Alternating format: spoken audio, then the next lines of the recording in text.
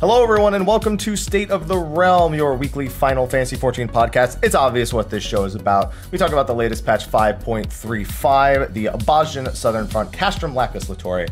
How's it doing? Oh, yeah, and I guess if we have anything to say about Skysteel tools or housing, I mean, that's always a thing, I guess, because, you know, that's everyone wants to talk about that. But anyway, let's get started. One of your hosts, Mr. Happy, of course, you know him, Sly, here, as always. What's going on, man? Hi. What's going on? How you doing? I'm on a high right now, but we'll talk about that when we get into the show. Not like an act. I might live in California, but it's not an actual high. Just to be clear, just want to. It's a high. It's a high. It's okay. High on life. If it's a natural high, yeah, it's a natural high. Yeah. That's it. There you go.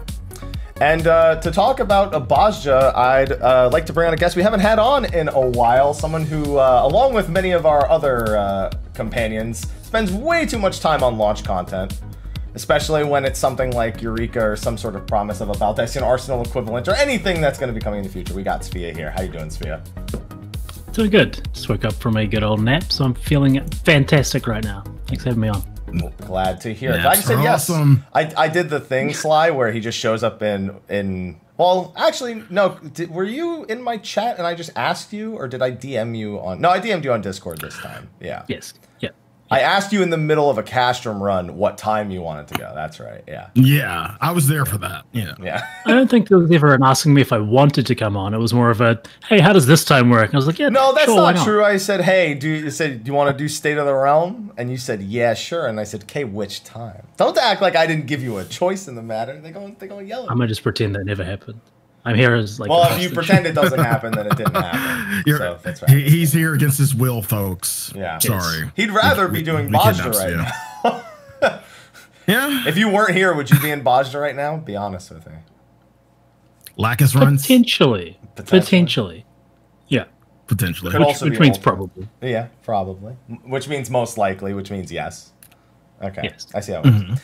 Well, before we get started talking about patch 5.35, quick shout out to our sponsors. Of course, Steel Series has been sponsoring State of the Realm and my channel in general for the past several years, and that's true for this week, as it always is. There's a giveaway under the description in the YouTube video. There's also a discount code if you want to check out any of the products themselves. They'll probably have a Black Friday sale coming up next month as well if you want to wait for that, because you can probably get a discount better than the 12% one I give you, but you can get mine whenever you want. So be sure to check that out. Also, thank you to our patrons whose names are scrolling in the top right corner of the video. We'll give you guys a later shout out a little bit later, but your names will be there the whole time, so it'll be okay. All right, boys. I need this before we start. My whiskey. On the rocks. It's had a little bit of time to sit, so it's kind of chilled. It's a little too cold for my liking, but it's been a hell of a week. A hell of a week. How long has it been now? God, it's Saturday here. Well, it's Saturday for you. It's Friday for us over here. So yeah, it's been since Tuesday morning for us, and I guess it was Tuesday evening for you at the time. Yeah. Yeah. So it must have hit Wednesday almost immediately, though, given what I just learned about the time zones. Couldn't have been Tuesday for long by the time it launched. Yeah, it goes up at like 11 p.m. or something during daylight saving. So it was late, but it's been what, 3 and a bit days? Yeah, and it feels like it's been an eternity, and not for a bad reason, just when you only see, one thing for 3-4 days straight, it feels like the only thing that matters. As much as I want to hop into BOZJA, I would like to open the floor to the other two things that happened in 5.35, if either of you have anything to say about them in that of the Skysteel tools or the housing thing, which always goes the same way, which is almost... It's almost not worth talking about, but at the same time, it's a conversation that always happens every time new housing hits, so. I actually have a story. Okay. A story of misfortune. Not even misfortune. They weren't even pissed about it. Friend of mine, huge shout out to Data Dave. You know Data Dave. Yeah, I know Dave. Yeah. So I was, on stream. We were just waiting on a patch, and Dave comes in and say, hey, Sly, I'm pretty happy for the patch. I'm ready to get a house. Like, nice. Do you know what area you want to get? No. I'm sorry, what? Wait. So you don't know what housing area you You want to get a house in? Nah. Okay. All right. And then to take it even further, he's on Leviathan. That's his server. He logged out on Exodus.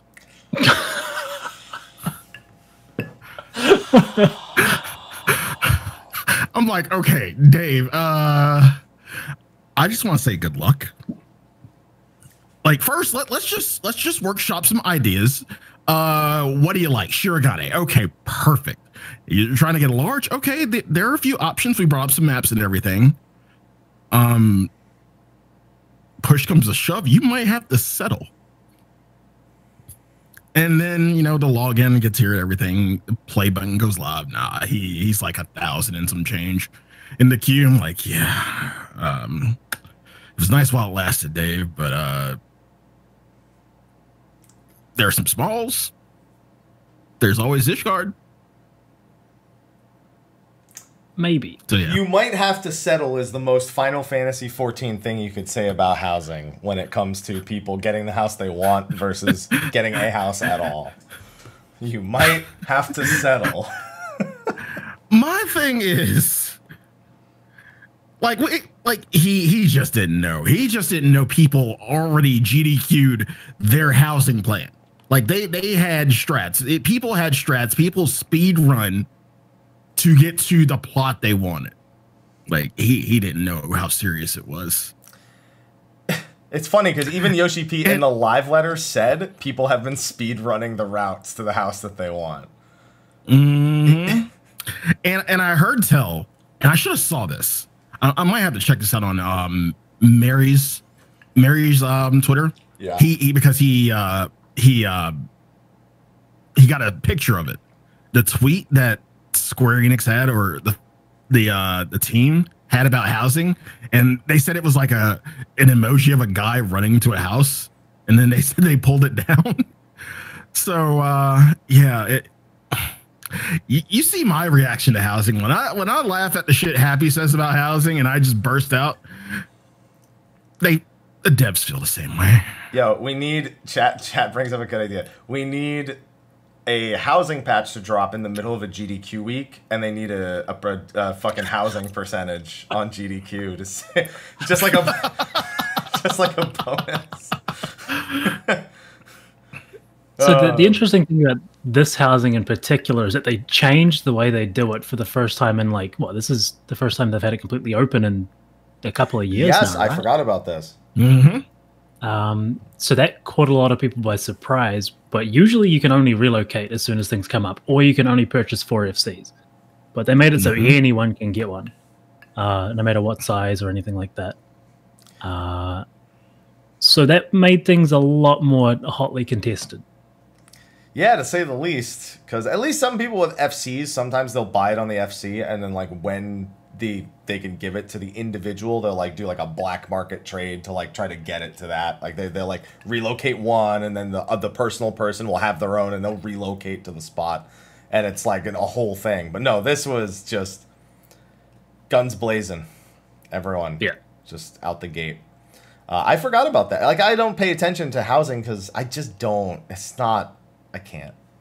What I don't even know what I just said, but it's. See, the funny thing about it, I know this was the BOZJA patch, and everybody got on. Everybody went to the Dominant Enclave. I went to Shirogane, just to fucking laugh. I know. I'm just to laugh. Just to laugh, just to see if somebody actually tries to trade me. I'm like, bro, you got a house. Don't worry about me. You're about to lose yours. That's not true. I don't have a house. My girlfriend has a house. My FC has a house. I have an apartment. Yeah. Yeah, I'm fine. I have an apartment. I have a room in the FC house. I'm fine. If anyone traded me, just stop me from doing anything, I would just laugh. I would just sit there and laugh. I like watching the world burn, apparently. Really, though, they have to know that given Shadowbringer's popularity, this won't keep working. They have to be. They already knew, but they gotta really know now. It's a Band-Aid. It will, any further wards they add will still be a Band-Aid. it's like we're patching up something that can't be patched up. Like I said, there's really, when you ask the question, like, what's the solution for the housing crisis? Do-over is the solution. Yeah. I mean, how long have we been doing the exact same Band-Aid for, though? Because it's too goddamn long, yes. Yeah. And essentially, it's the same complaints you heard back in Realm Reborn when it first came out. Nothing's changed. Housing in 5.3.5 is housing in, what was it, 2.1 it came out? No, it was before that. No, I think it was 2.1. It might have been. I think it was. And I think it was not only 2.1, I think it was 2.1 proper, not like 0.11. They just waited like 6 hours before they let people start buying or something. They like made the servers be up for a certain period of time. I have to go back and check, but I remember us waiting while being in the game to make our first purchase. That makes sense. So, it's been a long time though. I mean, it's been over 7 years at this point since the game came out, so almost 7 years since 2.1. Give it a few more months. I think it was like December or something for 2.1. So, yeah, it's... There's a lot of bandages. Yeah, it's a lot of bandages, and all of them are peeling. Mm-hmm. Do you think though the solution still lies in housing, or do you think that maybe updating the apartment system would heal, since those are massively available? You know what apartments are? Settling. What? Yeah. I mean, apartments are set. Here's the thing. So I remember when this all started in 2.1, and we said in Final Fantasy 11 we got a rent-a-house, and we were happy with it because it was the only option. If apartments were the only option, it's a question of would people consider it settling still, or would they look at how much other MMOs housing has developed, like WildStar way back when it existed, and other MMOs as well, and see how they've kind of moved the bar forward and just have wanted that instead. Aloha. I'm in the middle of a podcast, and you just flew my door wide open. Damn cat. Yeah, I'm hoping Ishgard's instance housing. Not gonna lie. Big part of me hopes it is, and not, wards and subdivisions and everything. But, yeah, none of us care about Sky Steel Tools, do we? I honestly don't even know what they are. They're the crafting and gathering relics from Ishgard. Well, they have relics now? Well, yeah, as close as you can consider. They're worse than the best possible crafting tools, but they're grindable. So yeah. So they're essentially relics. Okay, yeah, gotcha. Hey man, some of these relics now are Bis. I think White Mage is Bis. I think Astro is Bis. Yeah, I think all the healer ones. That's just because of the substats on the. Well, and it's because of five direct hit melds will always do the trick. It's also all of the healer weapons are Debt Piety. The raid ones, yeah, all of them. Jesus. Debt Piety. Yeah, I don't know why they did that. That'll do the trick. So, all right, so yeah, that kind of leads us into the main conversation for today, and that is the Bozjan Southern Front. Now, this is the second step of our Resistance Weapon questline. The second step of the Save the Queen side story quest, and I guess our continuation of our good old Evil East raids with some of our favorite characters from times past.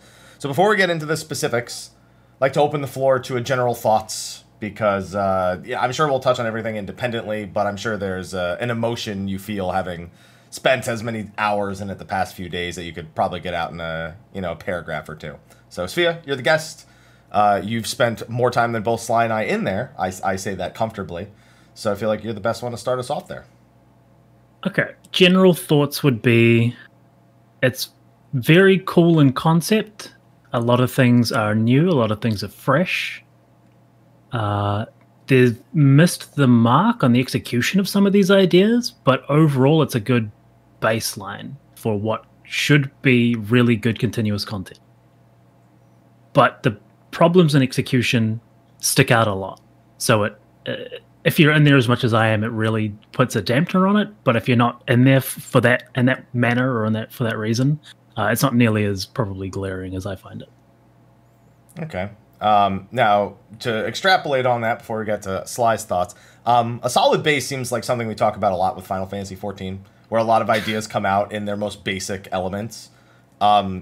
I'd say a lot of people are definitely comparing this directly to Onimos way back when Eureka was given its most basic, which was then, people said they look back at Diadem, for example. So it keeps going back and back. Would you say there's lessons learned at the very least from the times past, looking back at Eureka and then looking back even further to Diadem? Absolutely. There's been specific things which there has been feedback given about. I mean, we can look at Eureka because this is basically a polished Eureka. And you can see things that were specifically given feedback about in Eureka now fixed within BOZJA. And that's really good to see. But the things that they've tried new now are a little bit... feels like they've not really extrapolated how they'd play out when you have as many people as they do in there. I feel like I know exactly what you're talking about every single time, and I can't wait to get to it. Because I feel like I know exactly the one thing you're talking about right now. It's actually more than one thing. But there's one big thing. Oh, yeah. I'm curious. I'm kind of curious. Oh, I'm kind of you want to get straight into it? No. Sly. No. Well, Sly, we're doing general thoughts right now. Stay on track. Okay. Sly, I know we're used to going off the hinges on this show, but we're gonna keep it on a steady rail as long as we can. When we veer off, that's when all chaos is gonna break loose. Okay. Okay. Fair. Right. So Sly, you've also been spending a lot of time. You hated and stayed away from Eureka, so it's a big change for you to be kind of doing that. I wouldn't say I hated and stayed away from it. Sly. I mean, I did it. Sly. I just didn't do BA. Yeah, but how long did it take before you cared enough about Eureka to really do it? You didn't do Pagos all the way to 35 when it first came out. I know you didn't. And that was a stop point for you for a long time. It wasn't that long. It was a while. It was a while, Sly, because I remember I was trying to talk about Eureka, and you're like, great. Because I was busy having fun, except in Pagos. Yeah, a lot of people had that. You say having fun. I had fun in Pyros. Listen, I had fun there, okay? Pagos I didn't. I played Final Fantasy XI instead when Pagos came out. They wanted me to play Final Fantasy XI. I went and played Final Fantasy XI. That's what they asked. It's the same thing. Exactly. No, it was actually better than Pagos, but that's fine. And I don't say that very often. So, where does your general thoughts sit, Sly? Given your experience with Eureka over the course of the expansion of Stormblood and your first dive into BOZJA here. It felt really good. I mean, I can go ahead and say it felt really good.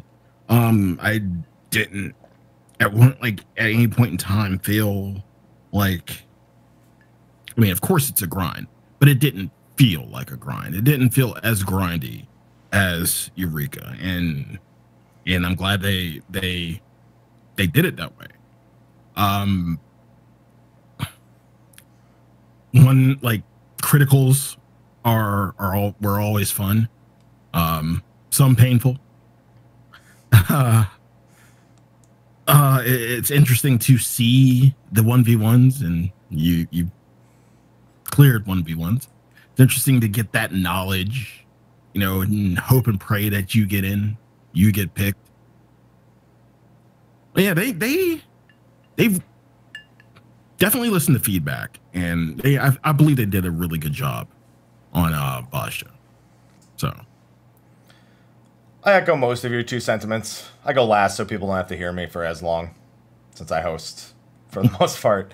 I've been really enjoying it. I definitely don't see me spending the same length of time as I do in Eureka, but that's not kind of altogether due to BOZJA itself. That's more so it doesn't demand that same, I guess, time investment if I don't really want to, but I still kind of do want to. It's weird. It's a weird spot because I've got other games coming up that I'm like thinking about.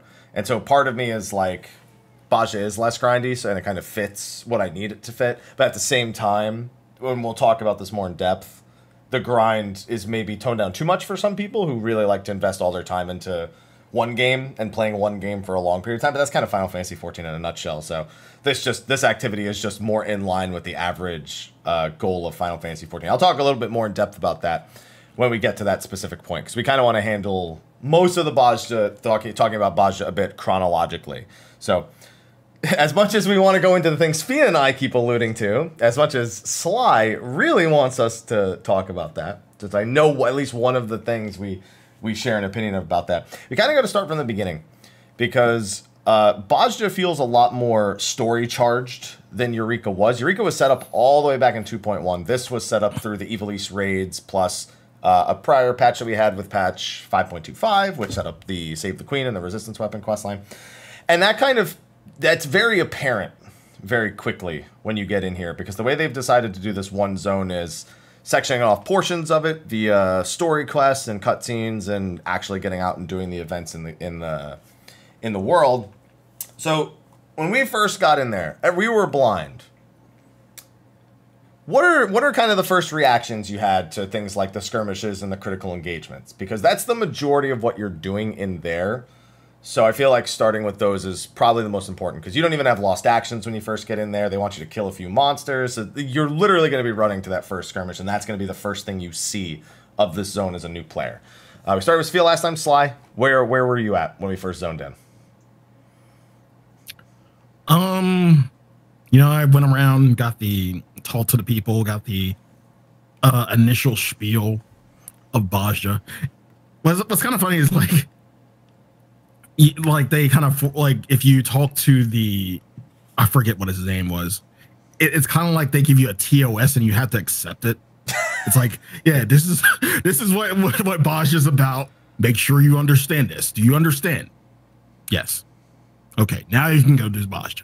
And then after that, yeah, I went and did the first like quest. It told me to kill a few mobs, and then there was a skirmish, and I'm like, why not? Why not? It just felt like a fate, and I did it, and it was pretty fun. That's it. That's you just did the skirmish, and it was fun. You don't have any sort of feelings about how similar it is to a fate, because with Eureka we only had notorious monsters. That was it. We had you went to a spot, you maybe killed mobs, you spawned a notorious monster. These are very much like, here's a supply fate, here's a kill the target fate, here's a protection fate, etc., etc.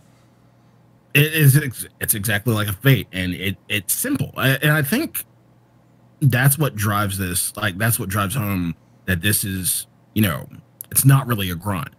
It's interactive. It's interactive at some points. It's like, you have fate chains, you have skirmish chains and whatnot, and then that'll potentially lead to a critical. Yeah, it's good in its simplicity, I think.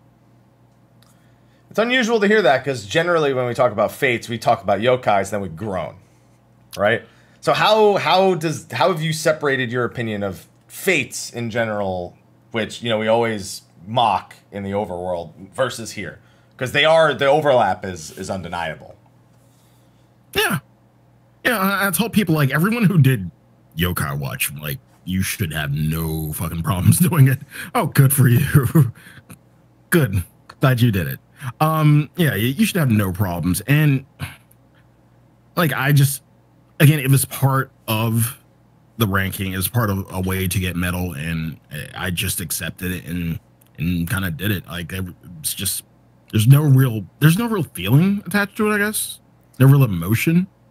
The criticals draw more emotion to me, and we'll get to that in a minute. But yeah, the skirmishes themselves, they were just kind of a necessary evil. If you were grinding metal, if you're getting ranked, that's something you had to do, and you just did it.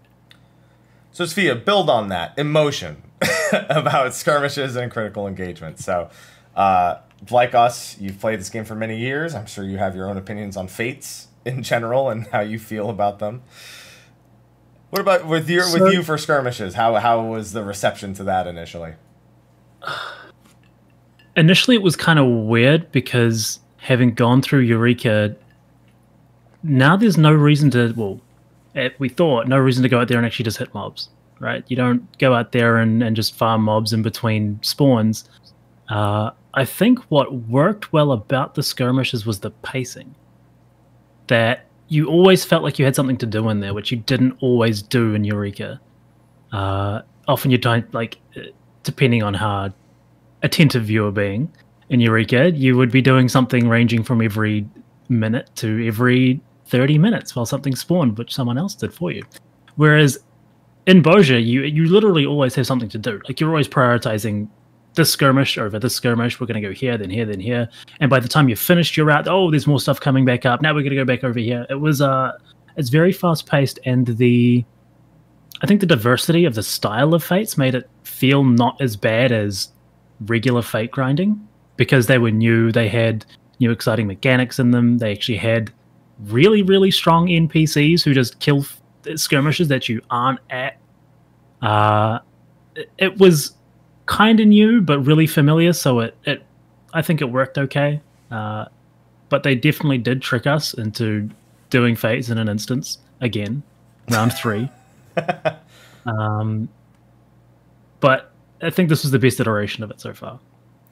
Yeah, one of the biggest things for me is that a lot of these fates and a lot of the things that happen in the zone feel much more driven to the events of the story.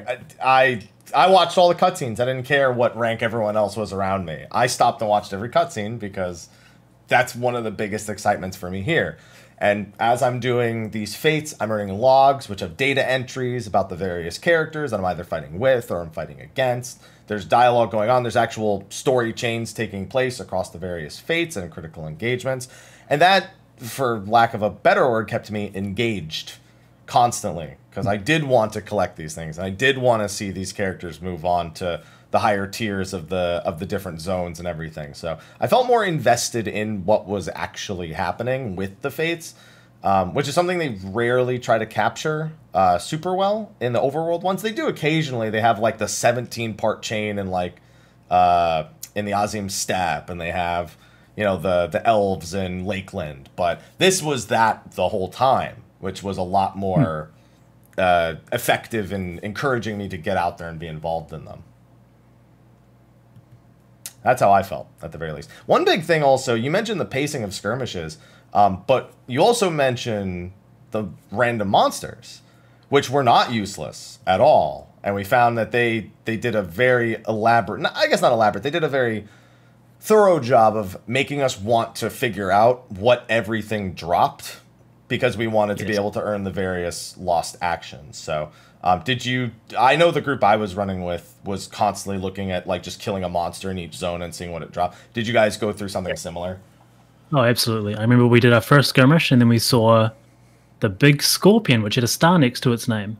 And yeah, we're like, sure, let's pull that. And then Sindolf proceeded to almost get one shot by an auto attack. It was brilliant.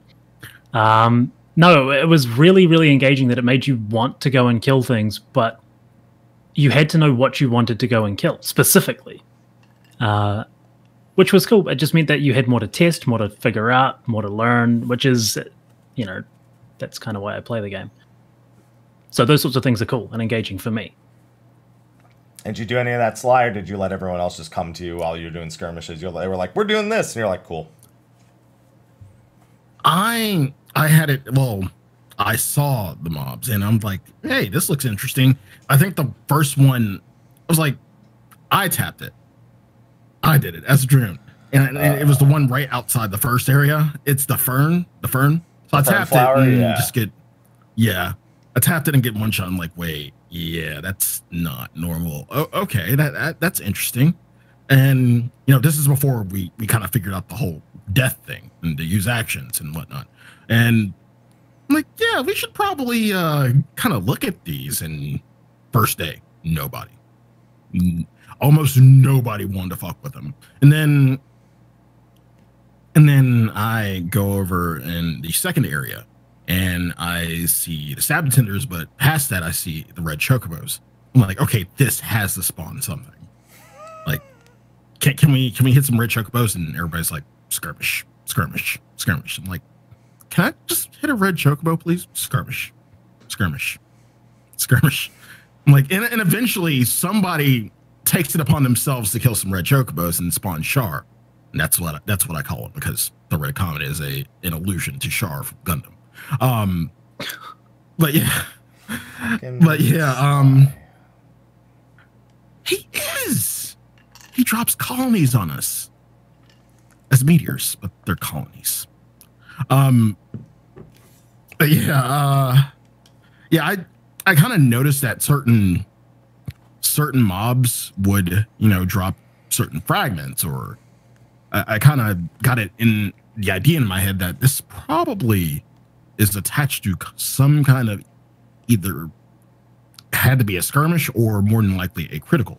Get to the third area, you see behemoths, the undead behemoths. I'm like, oh shit, that has to be something. Lo and behold, a giant undead behemoth, which was actually one of the more fun ones. It's simple, but really fun. But yeah, so in between skirmishes, I would, go off and, try to find things, try to do things. Again, the first day, people were scared. Really scared of star mobs. They're still really scared. Didn't want to talk. They're the ones who don't know are scared. The ones who don't know are scared. Yeah, and my dumb ass, and I'm bringing one of my friends. I'm like, okay, did you bring death? Yeah, all right. The rest of our party is doing skirmishes. I'm gonna try to death it. If it doesn't work, you death it. If it doesn't work, just fucking run. And yeah, like some will get, some we don't. And again, it's based on, death is based on how low it is. Some will die at full HP. It's just a really low chance. But yeah. And that so what a lot of people don't know about that specifically, just a pointer, is that you can actually sleep them on healers. On White Mage, you can cast Repose, it puts them to sleep. Death doesn't wake them up. Oh, I figured that out real quick. Yeah. So you want to know what Keo was doing? Well, yeah. He would just run around in our party. We'd be doing something else. Do you know exactly what he was doing? Every time he'd use one death, he'd just pop another one so he could do it instantly if it failed. Because if you use another action, it resets the cooldown of it. So he would do death fail, pff, death fail, because he had like 200 of them, so he didn't care. Yeah. I mean, yeah, that's one of the most common ones that you get. It was so funny. It was so funny to see that. And that kind of moves into the next point, because like you said, we started killing the monsters, we started killing the skirmishes, whatever, and we start collecting these fragments of memory, which are similar to the things that let you get the Logos actions in Eureka. These allow you to earn lost actions. Now, I don't remember, they're in my inventory, but I didn't look before the show to double check this, but I don't remember the ones for the Logos actions listing the actions that they actually had in the description of them, and these do. As soon as you pick them up, you know exactly what they are going to do. So that's one of those little things that I have to give them some points on, because I didn't even think of them doing that. It never crossed my mind, but they did. And it works really well for those looking to collect all of the various actions. And then I have to give them more points because they did Logos actions better than Eureka here by a long shot. Sfia, would you like to go into more detail? Because as again, you've spent a lot more time in there than we have. So yeah, Logos actions in Eureka were really cool, and they were really unique, and they diversified playstyles a lot. Like, you could go out and just be a full-on DPS warrior who also killed himself at the same time, so needed a pocket healer specifically just to put out the max damage, all these sorts of things. You could essentially be invincible if you wanted to. And they've sort of kept what the core essence of that was. The problem was the kind of usability of these Logos actions and being able to have good loadouts, reliably, and just how unwieldy it was became a bit of a problem for a lot of people, which they really, really kind of ironed out in BOZJA now. The holster is very, very cool. I think I didn't expect that at all going into it. Being able to have specific loadouts that you can click a button and you've all of a sudden got exactly what you need. So for anyone trying to farm 1v1s, you can literally have a loadout for every single boss preloaded that you trigger the 1v1, you see which boss you're fighting, you click the button, you say, I want this loadout, and now you've got everything you need there and good to go. But it's also the fact that you don't need to go back to town every single time you want to change anything. You can slot things in from your holster. You can, just on the fly put things in and out. Just made it a lot more fun.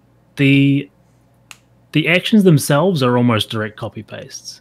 There's very little that's new or innovative in there. They're usually the same thing with a little bit of a twist, or some things tuned up and tuned down, because there were some pretty egregious outliers in Eureka of strength there. It feels like they've tried to aim for a more balanced spread across the board now in terms of how good things are. But it's essentially the same thing. There are, for the most part, all the actions that you would have had, there's something the equivalent of now. The way to get them, though, is a lot more user-friendly, and also it feels more rewarding. Did you feel the same? Sly? With most, yes. Figuring out like certain areas, you're getting these actions or these essences, and then like trying to kind of piece together and process of elimination. Okay, where am I getting this one at? Like that might be from like something else, maybe a quest, maybe and then you realize Castrum. Oh, something has to come from Castrum. So like the discovery, discovering where you get them, how you get them, was kind of refreshing to me. For me, the big thing is the way the actions are done makes hunting them down more rewarding. Looking back at Logos, the crafting system, it seemed neat at the time, but like you said, it was not the most user-friendly system. The actual discovery of the actions pretty much was a constant set of failures until something clicked, and then eventually you found everything. It drew out that discovery process, which made finding something a little bit more fun. But then when you realized if you wanted those actions, you have to go back and still re-participate in this crafting session, where you could even fail the crafts altogether and essentially undo work or get frustrating situations, or it would completely discourage you from trying certain combinations that seemed really cool because the chance of failure was really high and actually getting them. There's all sorts of things like that unless you were really, really dedicated. Most people just kind of skirted by with, a few of the basic ones, maybe something that increased damage, maybe, something that increased tankiness or healing. Well, a lot of people didn't venture too far out unless they played it a lot. In this, you immediately can just go into experimenting in any way possible as long as your role or job can actually access the action. Because you get the action, you have the action. That's it. There's no ifs, ands, or buts about anything like that. Also, they separated categories in a way that makes experimenting with more items and more actions more interesting. You have an essence, which is essentially a stance that can do anything from just boost your efficiency, boost your damage on a healer, or boost your tankiness on a tank, to swapping your roles entirely as a passive in regards to maybe making you take more damage, but you deal a whole lot more, such as Irregular. You have re-raisers, which act as kind of the spirit of the remembrance, but they're just a little bit more direct. You can hold more of them. You can get auto potion kits. There's synergy between potions you pick up and the individual skills that can enhance effects. There's a lot of things to experiment with this, and it's a lot more fun. Even if at the end you can only hold 2 actions, you can have a slew of items to actually do certain things with on the fly. Yeah. So what you're talking about with the crafting of them in Eureka, a really good example of that is, I made some joke of a video back when Eureka was relevant and we're doing BA. Essentially, I was doing something on Black Mage which was costing me about 6 million gil per run through BA, just by using really expensive actions and then just cycling through them. You know how you'd like... Oh, is that the magic burst? Where you just magic burst when it ends, magic burst, magic... Yeah. Okay. Yeah, and those were really expensive to have, like the really powerful spirit and then the magic burst. The first couple of days I could have sold those and made a killing, but to do the most damage, it was the 7 million gil rotation. It was my wallet is still suffering for it. But that's not a thing now, right? If I want to do that now, I go say, I need these things, so I'll go farm this particular mob. I'm running out of Lost Swift, I can go farm this particular mob. It seems so much more rewarding, and like you have more control over what you're doing, which is always good, always fun. Have you found any combinations that you like having fun with Sly? Out of curiosity, because I'm used to playing. I'm used to seeing Sfia play caster. I'm used to actually doing healer in content like this. But I don't know anything about any of the fun DPS stuff. I know about Machinist. I know about Warrior. Those are the only fun things I know. Have you found anything that you find particularly fun that you kind of like to go off the wall with? I haven't really experimented. I want to experiment with the kind of double edge actions, but like when I was when I got into Castrum for like a serious Castrum run, I was like, yeah, I'm not gonna take this. I'm just gonna play it safe. I'm gonna take a plate bearer essence and keep my survivability up. You know, I want to learn. I don't want to die. I don't want to lose metal. Once I got it, Lost Spot on power seemed good on paper. What else was there? Yeah, outside of Castrum, I really didn't play around with a lot, and I should have. Especially first day. A lot of people were really sleeping on actions first day, but yeah, I really want to experiment more with actions. With the, like, to me right now, what I was trying to do is collect. I was all about like filling out the table, seeing what I'm missing, seeing how to get it. Yeah, I'm just been in collect mode. And Sly, it's funny you mention day one people sleeping on actions, because Lost Swift, which lets you run faster than a mount, became one of the first things that I really saw and used in hilarious fashion. But every time I use it, I can't help but imagine, and I want to actually do like a quick, not, I guess I wouldn't even call it a machinima, of me running through BOZJA and then like a Hure Paladin running past, and he just says with Swift, and he just goes on your left. And you just do that in 3 different locations. And I'm just like, I immediately saw memes. All I saw were memes when I started seeing people using Lost Swift, and it was wonderful. And I saw that right from day one, thankfully. So I've been thinking about that nonstop for like 3 days at this point. Yeah, one of the most fun things about the getting, Logos actions and Lost actions is new ways to play jobs and like crazy interactions you can do. Like I've seen a 1.55 second GCD monk that used the haste stance, where every time you get hit, it gives you a stacking buff, and then when you hit the max stacks, it all of a sudden makes you go super fast. Combine that with haste gear and stuff, and just cool little things like that. Just people messing around, having fun with things, and like you can't ever get that sort of gameplay anywhere else. No. So it's very cool to just go in there and have a blast with it. Not happy. We had this conversation before BOZJA, and you were excited about one thing with actions, one thing with fragments in particular: the market. Market ain't there, son. How's that? Unless you're selling the Castrum one. Actually, okay. So here's the thing. Here's the ones that don't sell for shit in my experience. Last I looked, skill didn't sell for anything. I think it was care didn't sell for anything. But ones that have started to kind of fluctuate as people start to attempt the 1v1s more, I think it's preparation people have started paying a little more attention to, because those give you re-raise. All the ones from BOZJA are doing okay in terms of price because they're more powerful. Potions, the Dynamis dice thing, and Mimic are pretty hilarious, since you can do some fun things with them, and you can mess around at the RNG of the dice and whatnot. But then there's some like Reflect and Bravery, like ones that people can do kind of in the old Eureka methods, like Reflect grinding, or things that drop really common, like Awakenings, for example, from like Chocobos. I see things like that. So the market's there, but I don't feel inclined to participate in it outside of selling things like mounts or minions, if even that, because those are tanking on the daily because more and more people are getting them. So it's not the market I wanted. Unless you get really lucky in Castrum and you sell the augment items or the minion or something for a massive amount. And I would know that because I paid 8 million for an augment earlier, because it was a leg augment, and I was like, that's pretty cheap for a leg augment this early. And the body augment was 20 mil, so I said, I'm not doing that, I'll buy the leg augment.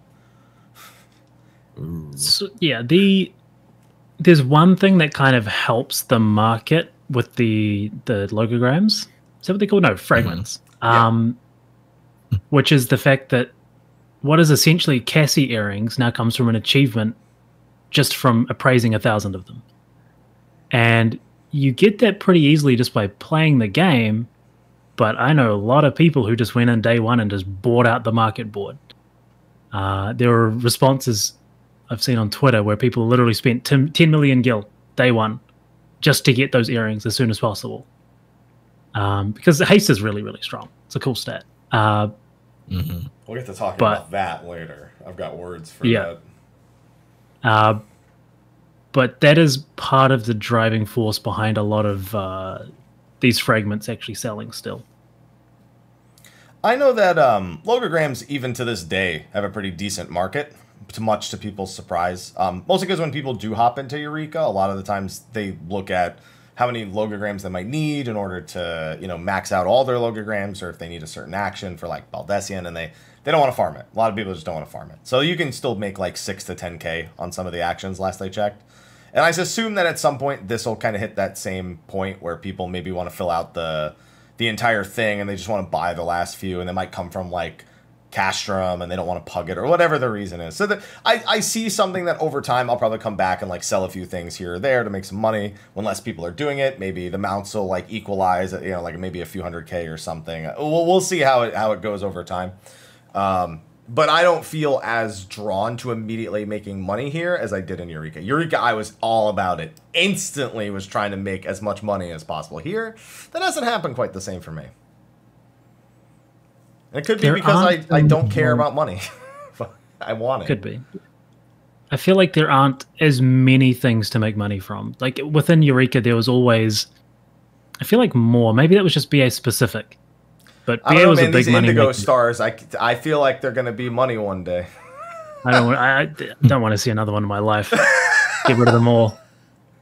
Dude, one day there's not going to be as many Indigo stars, and I'm going to have this stockpile, and I'm going to make bank. I already know what's going to happen. Yeah, Warrior of Light has like PTSD flashbacks of, you know, Meteor and Dalamud and things like that. No. Yeah. It's me with Indigo stars falling from the sky. I just, no more, please. Well, chat brings up that one thing that Eureka had that we don't have here are the warped boxes, the mutations and adaptation system that was not present here, which I do I kind of miss. I like that. That was for me, even as soon as Pagos came out. For me, that was enjoyable, having these like specific conditions that caused mobs to transform and stuff like that.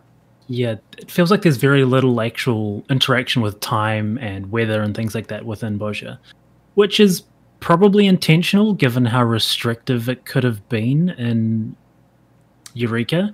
Oh, I want this specific thing. I can't do it because I can't play at the specific time of day. So it's funny you mentioned that. One of the last times I logged into, I was doing a bunch of BAs like maybe 2 months ago. Like I was doing a huge Eureka kick before 5.3 hit. And one day I woke up and it said it would be 8 hours until snow for Skull. Like 8 real life hours. And I'm like, I guess I'm just not doing that today because I'm not playing 8 hours from now. So yeah, I kind of understand that. That was definitely, especially when it was like for something that you needed to like finish the zone. Like if you needed Pazuzu and Gales weren't for another like 7 hours or something like that way back when Onimos first came out. But there's also not even like a bunny equivalent. Like looking at something a little bit less restrictive but really, really spammy. Which people, I know, you can still make a ton of gil on Eureka off bunnies and mutations. The Shiver emote's usually a couple million gil from Pagos, and the mounts are still relatively expensive, and some of the items that come from the lockboxes. So they reduced a lot of those aspects. And is it okay with that? Did you care about interacting with these systems that much? Did they feel like they opened Eureka up in a way that maybe BOZJA doesn't have in a better way? I think going forward, you'll feel that missing. But at the time, the pacing of the actual progression throughout BOZJA made up for that. But when you run out of things that you need to do for metal, yes, you feel the lack. Okay. Sly, do you miss bunnies? Do you miss the buns?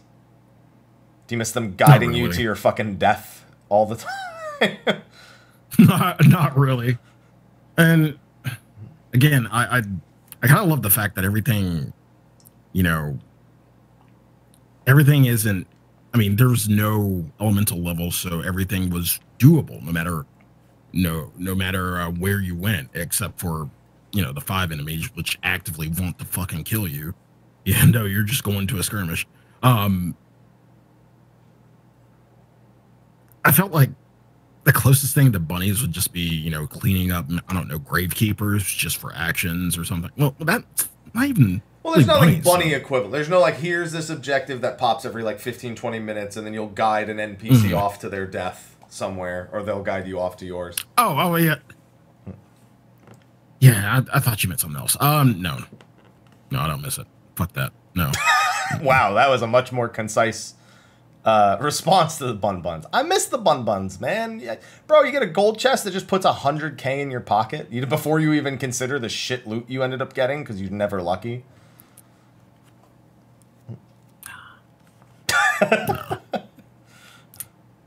And then pretty soon it's just res at flag, please, and the bunny just fucks off. Yeah, I don't miss that. No. Okay, we'll see about that. I'll ask that question again in 5.4 if we don't get another zone, because I don't think we will. We'll talk about that a bit later too. No. So, God, there's still so many aspects to talk about. So, we've talked a lot about skirmishes. We've kind of glossed over critical engagements because... Yeah, we haven't really gone into detail about criticals. Yeah, so critical engagements were a big discussion point, and it's panned out in a way that's sort of okay, in a way that's less okay. There's ups and downs, but essentially you do things around the map. People aren't even 100% sure which things do which at this point, but... you maybe complete a skirt. No, there's some critical engagements people aren't 100% confident about. Yeah, Sfia knows which ones we're not 100% confident about because we were testing that shit the entire second day. We have most of them nailed down now. I think so. I think we did a lot of overthinking on that day, and we found out it's pretty simple because I was able to get the red chocobo one to spawn pretty consistently at this point. Yeah, it had nothing to do with killing red chocobos. Yep. No. Really? Yeah, it's straight up just killing Magitech mobs everywhere seemed to be the thing that triggered a lot of the criticals to spawn. So if you go up to like tier 2, almost every time a map starts now, if I just go and immediately start killing Magitech mobs, it literally goes in like a fucking zigzag, like up the entire zone. It's uncanny how consistently that it happens like that, which it didn't happen like that before. But the critical engagements themselves, they spawn from completing either conditions or completing skirmishes that are directly related to a chain that leads to these things. And the critical engagements were surprising to a lot of people in terms of having mechanics. Because Eureka had like mechanics, like donut AoEs and like in-out AoEs, I guess. Like that's kind of the extent of the mechanics of most of the Eureka monsters, but they made little mini boss fights, like real mini boss fights with, you know, the arenas being locked away all over the map. So first critical engagement, I think for all of us was probably the Mandragora. I'm willing to kill it with fire. Kill it with fire. Yeah. That set I don't know about you guys, but I felt like that set a pretty direct tone for what to expect from the rest of them. Yes. And it also showed that no matter how many times you do that critical engagement, people will still try and eat the heart. Still, to this day. Also, have you ever done it when people don't eat the heart? I've had one where only 2 hearts got touched. I have. Yeah, it's way harder. They're everywhere. They go all the way through. Yeah, you actually want the players who don't know any better to get hit, because then you're like, all right, I don't have to worry about it. Yeah. It becomes bullet hell. All of a sudden, I got like 4 hearts coming towards me, and I can't get out of it. Yeah. So that set the tone, but there's a lot of critical engagements out there, and I was gonna before we came to the show, like before the patches even came live Tuesday, I was thinking about like how we were gonna do the discussion for these because they were obviously going to be a topic, but we didn't know how they worked yet. I was originally going to ask which one was your favorite. And I feel like that's pointless now, because for most people, the answer is pretty direct. Now, I don't know if it'll be your answer, but I'm sure if I said 3, 2, 1, the color red might come down to the thing we all say at the same time, because that seems to be a big talking point, is the red chocobo one for critical engagements. I don't think it would be my favorite. It's up there. It's cool. I like Char. Yeah, I like Char. He's cool. Okay. I really like the behemoth one. The which one? Behemoth. The behemoth. Yeah, the zombie behemoth. Zombie Behemoth's fun.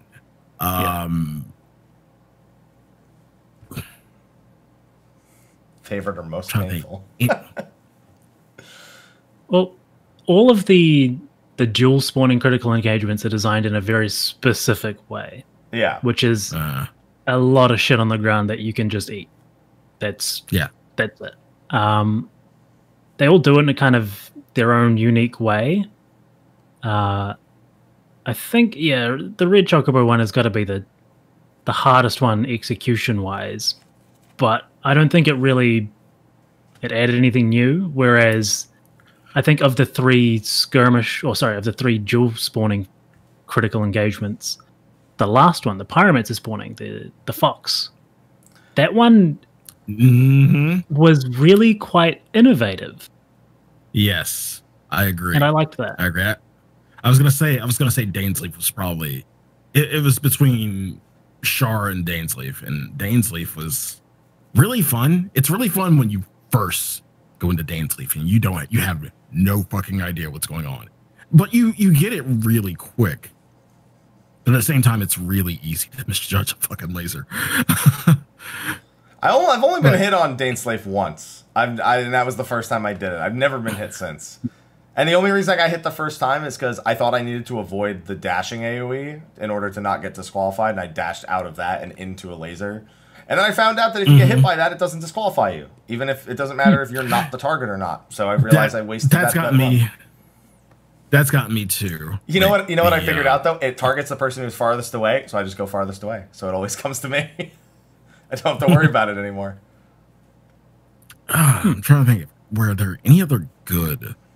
I like almost every critical engagement. I prefer this critical engagement system over the notorious monster system of Eureka, because each of them feels much more identifiable as like a mini boss in a sense, as opposed to this creature that just does an AoE here and a donut AoE there, and they hop or they're animated, they're unique. Some of them have some characteristics and some stories that take place. There's pairs of them that spawn at the same time that can make it so everyone in the zone can participate. And I hate using the word because they use it, but it's engaging. And I'm always motivated to participate in critical engagements, even at Medal 15, because I got to get 2 more Indigo stars. One of the problems that I have with critical engagements is that they specifically made them for 48 people. And they still have culling issues with 48 people. Yeah. They still don't know how to handle that many people in one arena. And they intentionally made it for that many people. So it kind of was a bit of a head scratcher. I think maybe if they dropped it down to 36? Yeah, that's the number I'm thinking of. Yeah. It would have been potentially better. No, 32.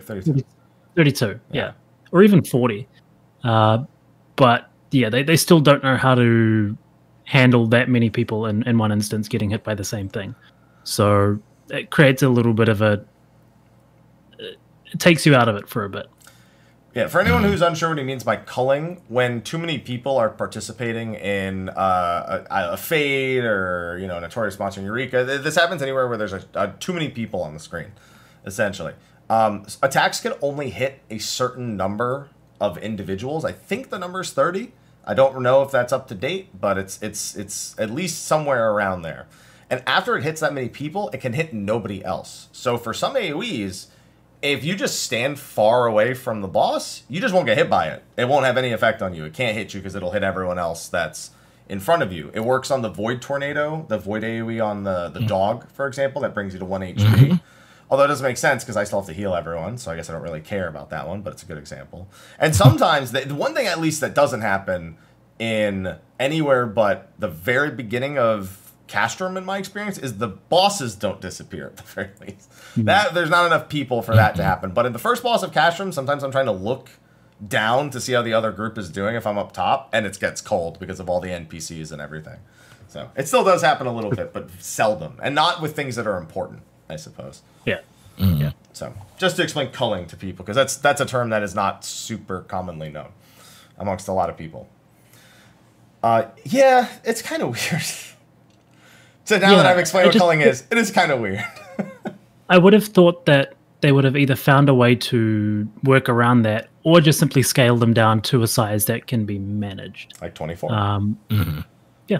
I mean, 24 mans are 24 mans for a reason. I'm pretty sure it's largely to do with server issues. Yeah.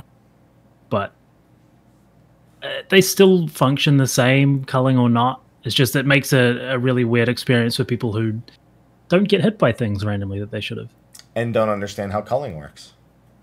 Yeah. I had somebody tell me, don't stand in the center for Void Tornado or it'll hit you. You got to stand along the edge. And I'm like...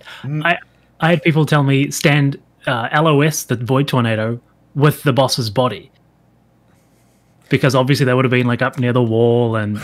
Yeah. Bro, you know how many Nidhogg flashbacks I got from people making excuses for one thing, not understanding how it operated? Like, Nidhogg, everyone's like, oh, you got to stand in all 8 circles or you wipe, but it was actually them failing the DPS check. That's the first boss of Castrum, and pretty much every case of culling in a nutshell when people try to explain things to me. It happens a lot. But with the critical engagements, yes, so they had the Mandragora, which was pretty simple. You had the dog, which honestly, I wish the dog had a 1v1 tied to it, because I'd qualify for it every time, and so many people wouldn't. The dog is the one with the spitting fire AoEs, and then it jumps 2 times, and then it does the dragon's breath or the lion's breath, and very animated one. You have the Beastmaster and the bird, the Akbaba, the giant one. You have the Guard Scorpion, which leads to the 1v1, which is also critical engagement. We'll talk about 1v1s in a second. If you want to stop and talk about any of these in particular, like Red Chocobo. You got the Unicorn. The Unicorn one cracks me up. The Unicorn one is actually super bugged, by the way. Is it? In what way? I've seen... my favorite thing that's ever happened, somebody's hand, they froze it and unfroze it at like the exact same time as the AoE hits that kills the hands. And it didn't go away. It just never did the part where it speeds up. So they just ran in a circle the whole time with the hand chasing them, and it never caught up. Okay. Yeah. Excellent. And I've also seen the hands instantly apply 2 stacks and kill people who are not tethered to them. I've seen that happen a couple times. People just instantly drop even though they don't have a hand tethered. So I've seen a few weird things happen with that one. But it's a good time. The Red Chocobo everyone thinks Red Chocobo is impossible. I love Red Chocobo because so many people are like, it was nice knowing you all, or, well, we're fucked, or, well, how many of you have never done this before? Well, you're all dead. It's pretty much all it is over and over again. People were saying for the first couple of days that it's like extreme or savage difficulty. And I think they're overestimating the bird a little bit. They're giving him a lot more respect than he fucking deserves. I don't respect that Chocobo at all. No. I love him. Oh, yeah. It's very... Wait. Oh, no. Go ahead. It's very... there's something cathartic about going into a fight and seeing everybody die to something that is very easily avoidable by slotting a specific action. But they just don't. Yeah, for anyone who's wondering, you can reflect pretty much everything in that fight. If you want to qualify for the 1v1, you still have to dodge the dodgeable AoEs, even if you have reflect. But for the one where the meteors are crashing in the pairs and with the split damage AoEs, you can literally reflect all those. There's a couple of them that reflect actually completely destroy. So Fires of War is another one that's right near Red Chocobo. You can reflect there's not a mechanic you can't reflect except for the proximity AoE. Every single other one can be reflected. The bombs that you need to split can be reflected. The basic attacks can be reflected. The towers failing can be reflected. Yeah. I tested all of these today. We failed the tower on purpose, and I reflected the damage from it. It doesn't hit anything. It doesn't hit the boss, but you don't die from it either. Yeah. Because the towers are always separate entities. Yeah, that makes sense. But that's pretty cool. Yeah. You can reflect the conal AoEs from the thing in the center, so you don't have to actually dodge them. Yeah. I'm not the conal, the donuts from the center. You can literally, there's nothing you can't reflect in that fight other than hot temper, and it's amazing. So that one's a fun one. Patriot Games, a turn 8 favorite, a twist on turn 8 sort of, where he tethers to the cannons and fires them at the half room. I'm pretty sure that is probably the least understood critical engagement in the map. But the least talked about also. Yeah. Actually, second, there's one more that I know is talked about least. Trampled Under Hoof is definitely talked about less. I've never done it. I have. I've never done it. I went out of my way to spawn it and do it because I needed to do it. I needed to know. So we'll talk about that one in a second. But Patriot Games is hilarious. Tank mines, no tanks to go for. Oh, no. You want to know what's the best thing? All these critical engagements, an NPC tells you what to do on the screen. The NPC talks and says what to do. But nobody cares. That is true. Yeah. For the tank mines, the boss asks friendly units, please clear the area for the tank mines. As in, please don't go near them. So you go, well, I guess I have to go near those. You do the opposit of everything they say. And if you've done turn 8, you also know exactly what you should be doing anyway. Yeah, but people don't. You know how many of those I've lost to people not doing tank mines? Too many. Sometimes I just throw my life at one because I can't be bothered to wipe on that because it's bad. But Trampled Under Hoof is the second boss of Hollborgsyn hard mode with some ads and some extra things. Basically, he summons a bunch of eyes along the outside and he tethers to the eye, and then the eye does a gaze AoE.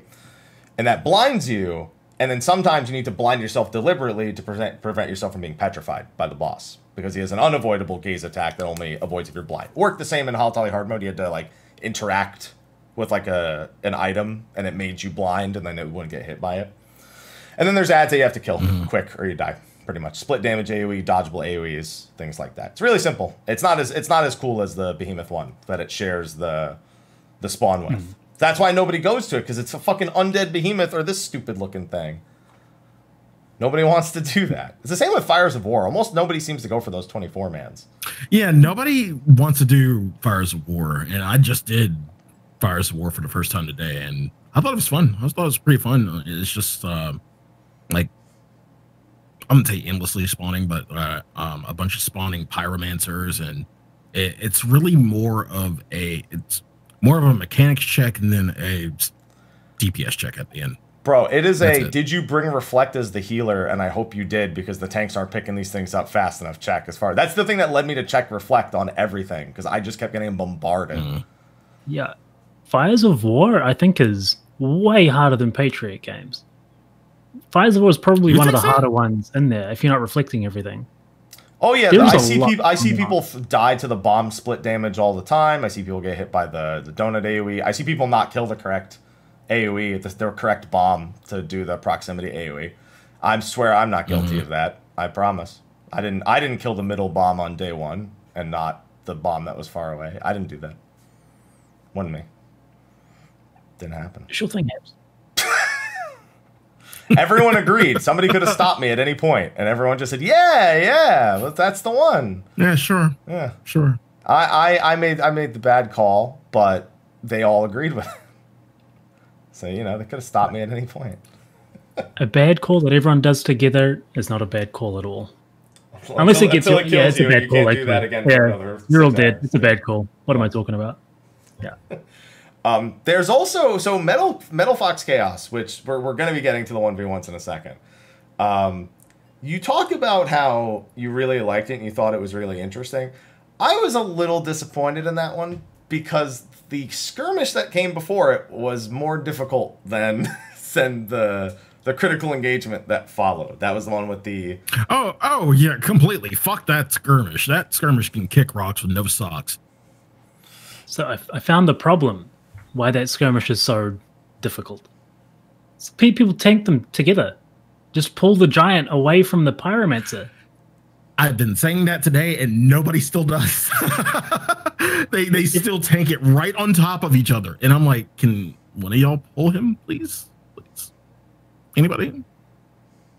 You can also just stand at max range and not get hit by anything. That's also very easy. Yeah, you won't be hitting the boss, true. But you'll.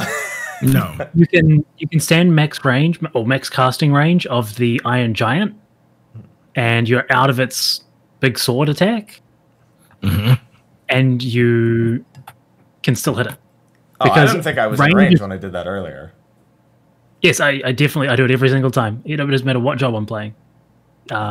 You stand at the exact max casting range, same way that you outrange a dynamo, right? Like you go back until you red, and then you walk in a bit. Yeah, and then you don't get hit by the spinning sword, and because that's the one that gets you. Everything else is easy. You just strafe left or right. So that hopefully helps the success rate of Steel and Flame.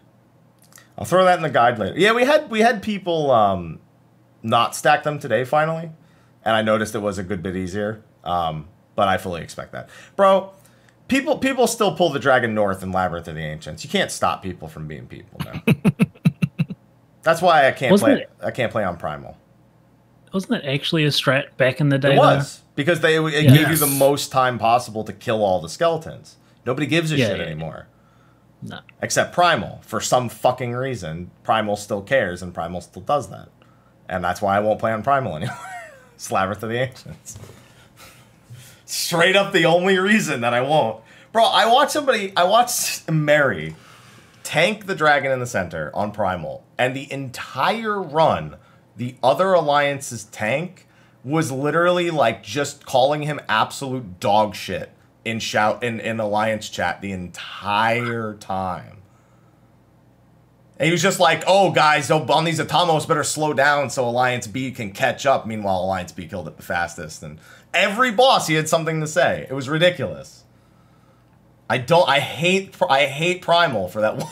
For the one, everyone I know tells me I'm right about this too, and it doesn't help. I hate it. So weird. I hate it. Stop. It's 2020. Yeah. Stop. If you're gonna pull it towards the door so melees can hit it faster.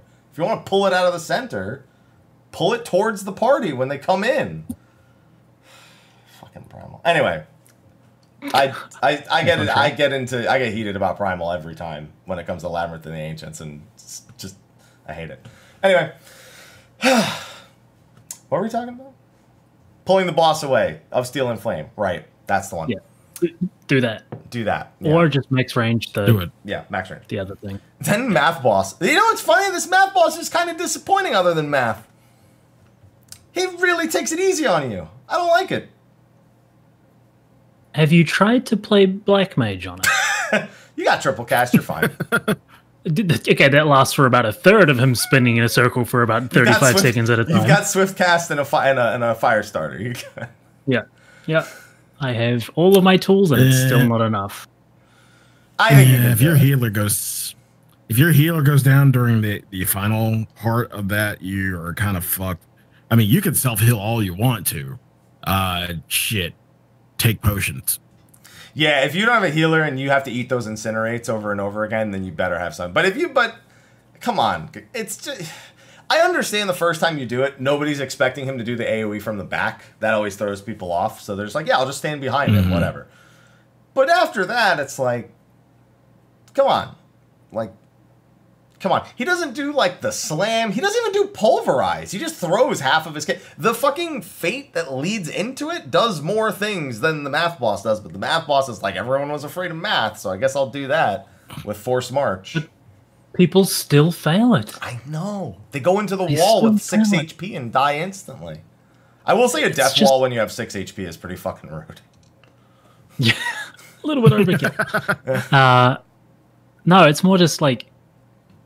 Even if you don't wall yourself, but you fail the mechanic, you get the Vuln stacks, essentially, and you die to the Incinerate that comes up afterwards without a lot of mitigation. Yeah. Yeah. All I know is when I bring Y'shtola to mechanics that never stop spinning, when she's done with that mechanic, she just bursts the mob. I'm just saying that, Sfia. She triple cast, swift cast, fire 4s like 5 times in a row. So, yeah, she's good with that. I might need to be right back for a couple of minutes. Sorry, just something to do. That is A-okay. None of your business. Well, now you're Sfia, though. Don't forget. No, it's fine. Just mute your mic. Just mute your mic and you're good, Sfia. It swapped your places, but it doesn't matter. It'll fix when he comes back. All right, new Sfia. Hi. If it was at this, I'd ask you to the do it. accent. I'd ask you to do an accent to try and No, please don't. fill into your new slot. Well, the next thing we were going to talk about was the 1v1s, but I'll wait till Sfia's back for that. So instead, let's move to the topic I was going to cover after that, because one of the big things about BOZJA, one of the main talking points, one of the main things we were looking at for its release was actually the resistance weapon itself. Obviously, Eureka, the main reason for Eureka initially, before it kind of found its own feet, was that it was where you did the Stormblood relics. You know, that was its equivalent. And BOZJA was in a unique position because they had gotten the feedback from the old Zodiac and Anima days that they were kind of boring and grindy. People didn't like it. They did Eureka. It was boring and grindy. People didn't like it. With BOZJA, our initial quest doesn't have a zone. It's just entirely lore, an extreme trial even, a bonus, not part of the actual quest, but a little bonus to what we were already doing. Here they did a more, you know, it's not Eureka itself, but you know, it's Eureka-like at the very least. It's built on the feedback that made Eureka. But they also gave us the unique option of having a different choice of not doing BOZJA for the weapon. Now, let me ask you this. Do you think this is cannibalizing content? Elaborate. Oh, why do fucking BOZJA when I can just go out and do Heaven Toward Fate and boom, I have a relic. One. Okay. And people actually say this. One. Do you get bitter memories from BOZJA? Yeah, you do. You do. Yeah. I've never gotten. You have to have the quest active, but until you have the quest active, you don't get it. Okay. Yeah. One, it's an option. It's an option. Two, I'm pretty sure if you want to do Delibrum, you have to do BOZJA anyway. So no, I don't believe it's cannibalizing content. So stop fucking saying it. So I've had the week to think about this and really formulate my thoughts. My initial impressions were that it was a bit strange that you could do these Heavensward Fates. And to be fair, I still think it's strange. I don't know why it's not Shadowbringers Fates, or even at the very least Stormblood Fates for this. I don't know why they picked Heavensward when the Anima weapon already has Heavensward Fates. That was beyond weird to me. They could have done gemstones from Shadowbringers. They could have just done the Fates themselves. They had options. I just don't know why it landed on Heavensward. That will never cease to be weird to me. That being said, I appreciated that it has a filter. There's a filter for people who don't care about anything that BOZJA represents. They're not excited for Queen's Sanctum, aka Delibrum Reginae, which I still hate calling it that. They had a legitimate option to go and acquire a weapon. Their sole intent of doing the content was to acquire a weapon. They go out, they do these Heavensward Fates. They're not doing it for any other reason. Maybe they'll overlap and do some yokais while they're out there for the however many fates they do. They'll finish it in 3-4 hours, and you know, either they'll want to work on another one or they won't. Whatever. That's up to them. They've made this decision. And it works. It works for ensuring that the people who just want to do the relic have an option that's just to do the relic.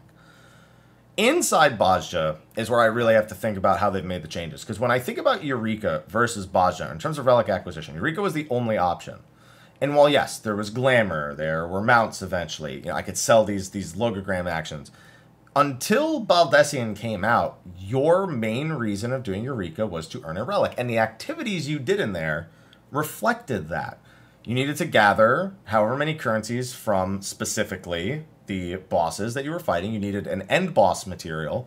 And then maybe you also had to collect a certain number of actions, or you had to do this. But all of these things locked the relic content away. You'd have to light grind for stats. You'd have to light grind in order to move on to the next step. That was the constant of everything that Eureka was built on. BOZJA's not that. I went into BOZJA curious about BOZJA and have completed 3 relics in that curiosity. It is very much a secondary acquisition method of doing BOZJA.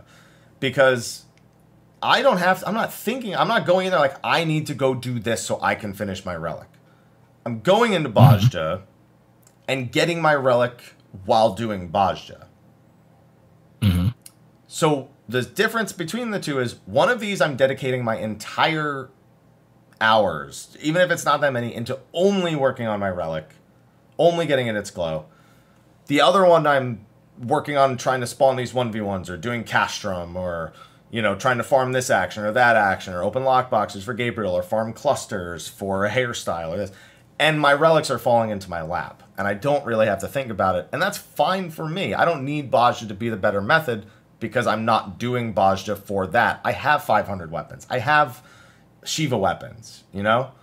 I have glams, like ultimate glams. I wouldn't even use these as glams for the most part because I have Uwu weapons and T weapons and shit.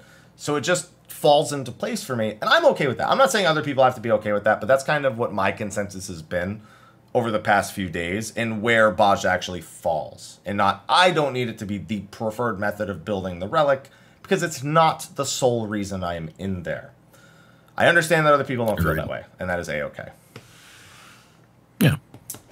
As for the drop rates, what's most interesting to me about the relic in BOZJA is it is counter. By the way, I can't click that, so can you let me know what's going on? We have messages, but if I close it, it's gonna... Actually, I can look at it on my phone. Never mind. I just want to make sure if Sfia has an emergency and he can't come back, that I don't not read it. So let me do that real quick. Oh. Wait. Doesn't make any sense. Sfia's contributing via the text. He says, it's because free trial is Heavensward. Well, free trial players aren't doing this, so that would... Sly, we talked about this in a bit of pre-show. Yeah, we talked about it. And I said that I thought it was nice that, you know, Yoshi P included Heavensward in the relic, you know, to kind of get us to go out and help these newer players and whatnot. The only issue is, you know, after we do our Blue Mage Fates, which, you know, we're going to do because, you know, we can fucking one-shot everything. After we do our Fates, then it goes down to level 60 dungeons for your bidders. And we're only doing Anti-Tower because it's the quick one. So after that, yeah, like... It's one of those things, and I mentioned this in pre-show. I get the thought when people say that it's for that reason. I don't agree with that. I guess it's not that I don't agree with that being the reason, because it probably is. I don't agree with that mentality. Because this isn't... Most people who have gotten to Heavensward at this point aren't stopping and doing every fate. They don't care. They're trying to get through the story. That's all they've been conditioned to do. Every person who gives advice to new people, you might say take your time, but almost everyone doesn't encourage stopping and doing every fate. They maybe mention doing it for the first like few levels, and then people are like, yeah, no, just go do the next quest, or maybe do a dungeon, or do palace, or do a roulette if you really need EXP. Welcome back, Sfia. Hi, sorry about that. I had to let my landlord in. But I had my headphones so I could hear you. So I was I noticed because you were typing and I couldn't click it here, so I had to pull my phone out. So it worked out. Yeah. I think it's them trying to repopulate Heavensward Zone so that new players coming through are like, look at all these people. What are they? How are they destroying all these monsters? It's because they're playing Blue Mage. How do I unlock that? It makes them feel like the world is more alive, because currently if you were to go through Heavensward, it's like kind of dead. There's no people around. It doesn't feel like an MMO. Yeah. It's going to feel that way a lot in A Realm Reborn, too, other than the other new people, though. Like, here's the thing. It's solving something that doesn't solve. It's using a solution that doesn't solve anything, in my opinion. Yeah. I don't think it's an elegant solution. I don't think it's a solution at all, because it's outside of a day or two of people just blasting their way through. It's only 3 or 4 hours. You made it 100% drop rate. Those people are done. They're moving on. You didn't keep the world populated, which is why if that is their main reason, it's not in any way a solution, in my opinion. If they really wanted that, they'd want something more like the old Atma grinds, which could last you 15, 20 hours. And if you do more than one, then you're at the... Dude, 15, 20 hours, you've just done 6 relics. Think about it. And you're 1/3 through all of them. Mm-hmm. So, did you touch on that? I wasn't able to listen too well. Did you talk about? Yeah, we were getting. That's what the topic we're on right now is. Okay. So. Acquisition rate of. Yeah, before I noticed that you typed this, that's exactly the point we were on, was acquisition rate in BOZJA. Just to catch you up, I said that Heaven's Word is your sole method of getting it. It filters out the people who have no interest in BOZJA, so the people in BOZJA are the people who want to be there, or at least have some interest in it. In BOZJA, it's a tangential objective. I've gotten 3 of them finished with the glow just by doing things like searching for 1v1s, doing cash from whatever. And I don't have to think about it. I didn't go out of my way. I wasn't there to make a relic. I made 3 relics while being there. So it felt like it was a fair compromise. I don't know where you stand on that versus, the 3-4 hour method versus this. So I can understand why they make it faster outside, but what I don't understand is people saying, I don't want to go to BOZJA and do fates. I want to go outside and do fates. Why not do the new content instead? Are you a little, huh? Asshole. Yeah, that feels... Yeah, I appreciate that there's a filter. But I think the bigger thing is the overall relic itself is essentially gets these 60 crystals. It's I-500 with 5 slots, and then here's 6 more for a glow. That's the entire step. It's by far this resistance weapon the simplest and fastest of all of the relics. It is no longer the massive grind that it has been in times recent. And I guess that is the next major topic, because, like I said, when people did the Zodiac weapon and the Anima weapon, said it was a boring grind. We hate it. Well, of course, there are some people who like having a boring grind. They just enjoy logging in and having something to do, in quotes, and can't argue with that logic. Eureka was much the same, just a different kind of grind. You went through this leveling process and these action acquisitions and zone 1, 2, 3, 4, and light grind here, light grind there, whatever. And people said it was a boring grind, and they hated it. Some people liked it, whatever. People like Baldesion. That stood on its own 2 feet. That had nothing to do with the relic. So that was proof of concept that ideas like that could work. I'd say it was a successful experiment. Here, they've kind of just accepted that what the original mission statement of relics were. The original point of relics was a casual option for players who wanted to obtain their item level later without having to do difficult content. It's basically what it always was. But the grind... time sink. Yeah, it was supposed to be a time sink. The idea back then was that it would be a time sink to make up for the fact that it took, a savage fight is 10 minutes, 12 minutes, whatever, and then this will take you 20 hours. They didn't really factor in the fact that you spend 20 plus 30, 40, 50, 60 hours progging on a fight before you beat it to get the weapon versus that. So the whole time sink thing never really met up, and casual players were discouraged. You think... Okay, I was about to ask, do you think it equated out? Just so you know, I think Mel's uploading something, so I'm going to start recording this locally, and I might go in and out. If not, I'll call you guys back in a few minutes. I'm doing a local recording now, though, so I can edit these together. We'll continue going, though. Sure. I don't know if she said that she's uploading something, but I'm almost certain she is, because otherwise it would not be lagging to the degree that it is. So hopefully it'll catch up, and we'll people are saying it's live, and we're back. Yeah. No, it's still very much fucked. I can tell you it's very much fucked. I can see the red dot. But as long as you guys can still hear me and we can still continue the conversation, I can always edit this together because I have the local recording now. Yeah. Okay, so with that, how do we feel about that? How do we feel about the length of the grind? Regardless if you're doing it inside or out, it's not a lengthy grind. That's the bottom line. No. So we're talking about just the relic grind specifically. Just the relic grind specifically, regardless of method. I'm not going to be mad that it's short. I mean, who the fuck would, okay, some people might. Some people expect the grind, some people like the grind, some people want the grind. I'm not mad that this was one of the shortest, if not the shortest relic grinds that we've ever had. It was done, can be done in a matter of, hell, about an hour and a half, if you're like, even less, if you're really good. Yeah, I'm not mad at it. I'm like, yeah, don't.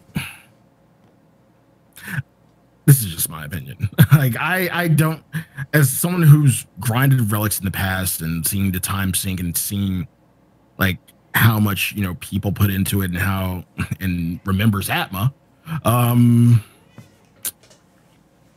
not going to turn down an hour-and-a-half relic as opposed to how long did it take y'all to get Atmos? Oh, let's not talk about it. Variable Okay, yeah. time, depending on how lucky Yeah, you are. yeah. I'm not going to turn down an hour-and-a-half relic. I'm kind of two minds about it. Okay. No. One of them being the game has a habit of giving you things very easily. Easily? Okay. Yes. And I think that's okay for some things, but worrying when it comes to something that is intended to be a time sink. The other thing is that it's like, the harder you work for something, the better you feel about it when you get it. And I feel like you don't have that same satisfaction out of getting something like a relic that you only spend an hour on. You know, like, I remember back in the day, you'd get your relic Zeta, and you would glam that shit straight away. Even if you had a better weapon, you would glam it straight away. Because it was a lot of work to get to that point. Even if your relic was ugly as hell, you put that on. But now it's just like, I got this thing as an hour. It doesn't really mean anything. It's not indicative of commitment to the game, commitment of time to anything. It's just, I did Fates for an hour and a half. It makes, to me personally, the relic feel less significant. See, I'm in the boat where it was never significant because I always had the raid weapon. Like, I never felt I did it because it was there and it was new. See, that's the thing for me. I never felt like it was significant to me, at the very least. Well, significant not in terms of, you know, difficulty, but significant in terms of what it means to acquire, what you put in to get it. You know what? 2 words express what it meant for me to get most of my relics. Thank God. I've never been overly attached to this. I'm still not. I mean, I will say this. This did nothing to push me in either way. It just finished it quicker. And like I said, I'm only doing it on the side. Like, it's just part of me wanting to experience BOZJA, not I'm doing BOZJA because I really want to finish my relic. Does the possibility of a grindier next step change your outlook? It doesn't matter to me. Because I'm always going to commit to finishing BOZJA content regardless of what the status of the relic is. And I'm always going to go out of my way to get the raid gear anyway, so I have the... Like, yeah, so some of these do end up being BIS over some of the raid stuff just because stats. But now I'm 2 months away from the next raid tier, and I'm going to buy crafted stuff anyway, so I don't really give a fuck. Like, it's just... It ultimately comes down to, there's no relevance to me of how I acquired these things or how important. Earning something like a Necromancer title matters more to me than if they gave me a weapon from it or something. I don't know. And it doesn't matter if it's more or less of a time investment. Okay. I'm That's weird. fair. I'm sorry. It's all right. I mean, it's the fact that you've got 3 people with 3 different opinions is kind of exact, and none of us are unhappy with it. It means I've probably done a good job. You're probably the most unhappy of all of us because you wish it was more significant. Yeah, probably. If there was someone teetering closer to it, it'd probably be you. Yeah, So, I'd say Sfia. Sorry, carry on.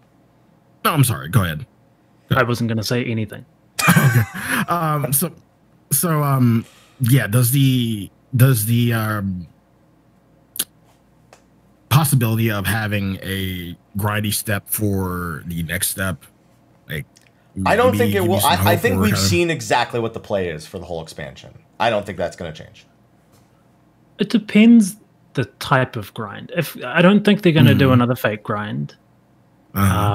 It could be another like currency grind. Go get poetics, that sort of thing. They love those. But Pyros was a really, really, really good relic step.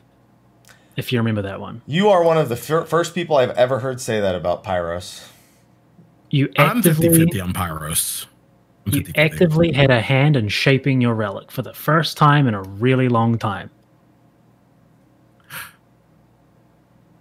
If I had a hand, you mean I sure hope these stats aren't shit, then yeah. Okay. Yeah, sure. I come from the perspective of having gotten my, like, 910 substat weapon in about 7 rolls or something, but we won't talk about that. We'll talk about how I got actively had 650 crit and like 210 dead or something like that on mine. So right, and it felt really, really good to get, didn't it?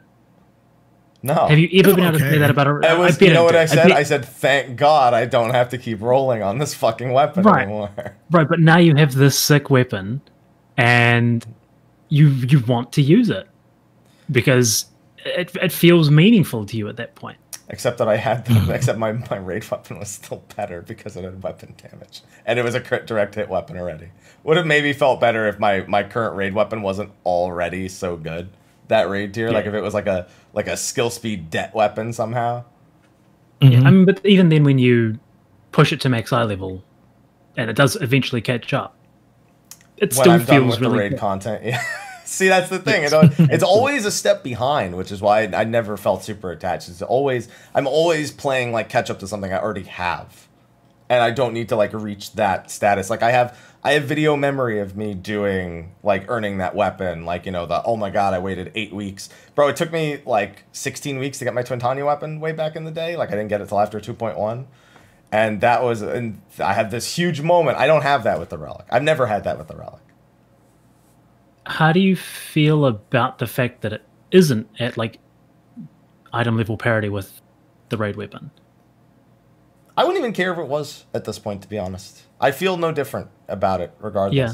Because I'm going to replace it with a crafted weapon. You think it should be? I think it should be. There's been times in the relic history where it has been for short periods of time within a patch. Yeah. But ultimately,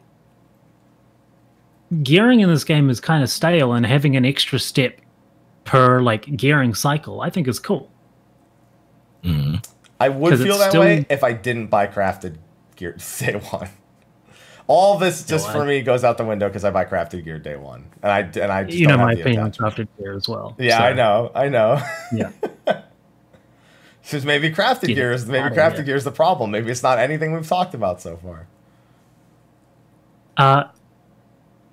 Speaking of time, I'm not sure if you wanted to go there yet, but we were talking about how long it took to get a relic. How about how long it took to level in there?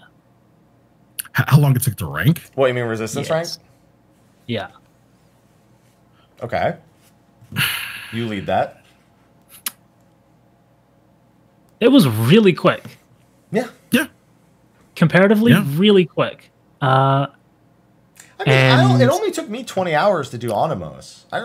My very first time going in, it only took me 20 hours to do Onimos from 1 to 20. And that was pretty constant for everything except Pagos, which we don't want to talk about. Mm-hmm. I think I'm one of the few people who actually enjoyed Pagos. But no, it felt incredibly quick. I'm not sure if it was because of the pacing of the content in there that made it feel like it was going faster as well. I would agree. I would wager that is the reason it's feeling that way. Yeah, you're probably right. But it's also, I think that's really good for people approaching the content at any pace as well. Because every time you go in there, you already have things to do. You're not going into an instance and waiting 30 minutes for an NM to be spawned by someone else. These skirmishes are already up, just chain popping. Yeah. I mean, hell, if you were even going in just for Castrum, like the people who, like the groups I went and they just were waiting for Castrum, we were going around killing star mobs and getting actions. Like I feel like even though you may be going in for one thing or with one aim, you're still doing other stuff. Yeah, I mean, up until a point, we mentioned this earlier, that we'll probably miss things like bunnies and mutations and whatnot as things taper off. When you're already resistance rank 15, when you've beaten all 3 1v1s, when you've collected your BOZJA, your stuff from Castrum, You know, when all your jobs are at 80 and you've actually eliminated everything except maybe selling objectives or working on your raise achievement, you know, 500 raises for the Guardian Angel title, or your 50 Castrum clears for Siege Liege, I think it's called, or Liege Siege or something title. So if you're an achievement hunter, it gets a little bit more, yeah. Yeah. Oh, do you want to go into achievements? Do we want to go into Sword of the South? I'll be there tomorrow. I can feel it. You know, RNG willing. I believe it is. Bro, you want to hear something funny? So we can transition this into the 1v1 talk. Somebody I typed in shout chat before Red Chocobo. I said, okay, guys, the most important mechanic is you have to get hit by an AoE. That's the most important mechanic. And one guy in Say chat was like, there, I took my Vuln stack. You better win. And I was the only person who qualified. They would have been the other person.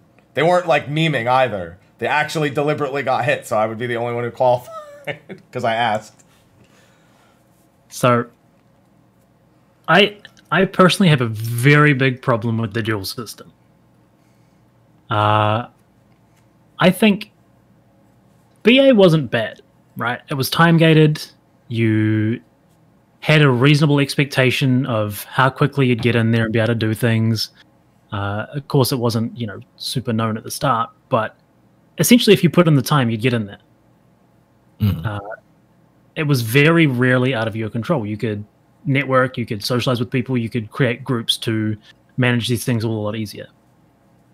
I'm the sort of person who wants to do every single piece of combat content in the game, but I literally cannot. I have done 40, maybe 50 now, critical engagements specifically for duels, and have never gotten in.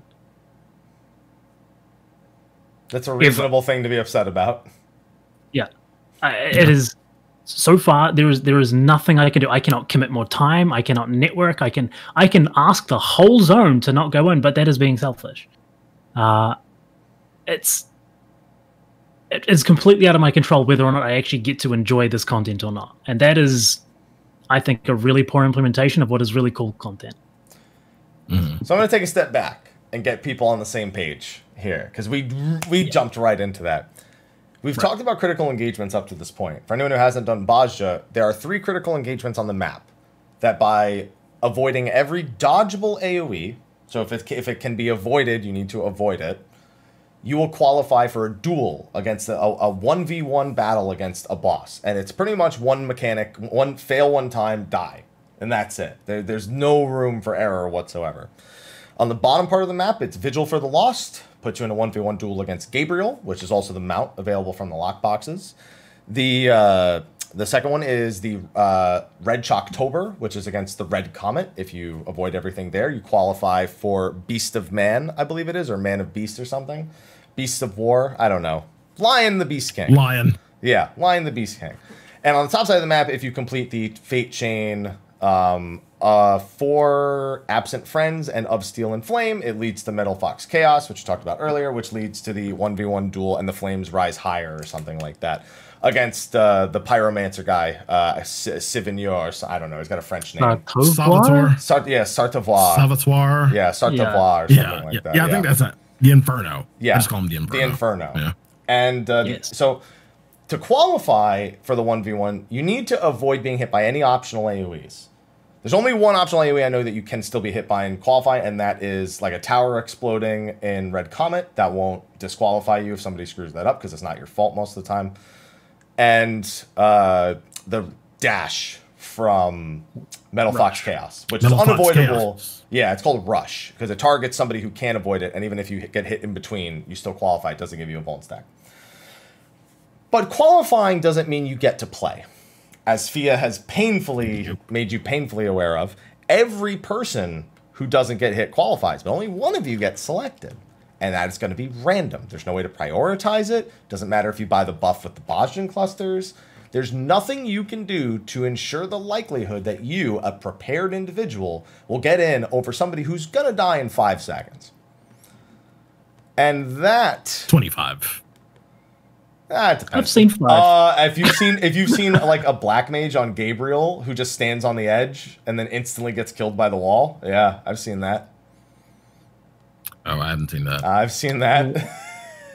I have seen people accept the queue after being selected, zone in Instantly. and then return. Yep. Because they don't want to die. They take the queue, lock everyone else out, and then leave. There's a problem there. I think it's either not communicated well enough how this actually functions, what the expectation should be going into it, or that guy's just a dick. One of the two. And either are likely. I'll go with the latter. Yeah. I'll go with the latter. Yeah.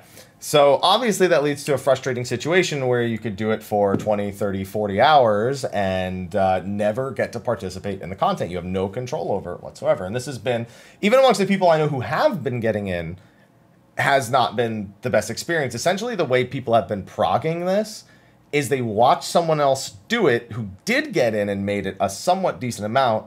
Then then somebody else gets in, they make it a little further so the person sees the case. And essentially it's this like bionic connection of all the people sharing like footage of it. And it honestly, it kind of reminds me of Baldesion, because that's how Baldesion went.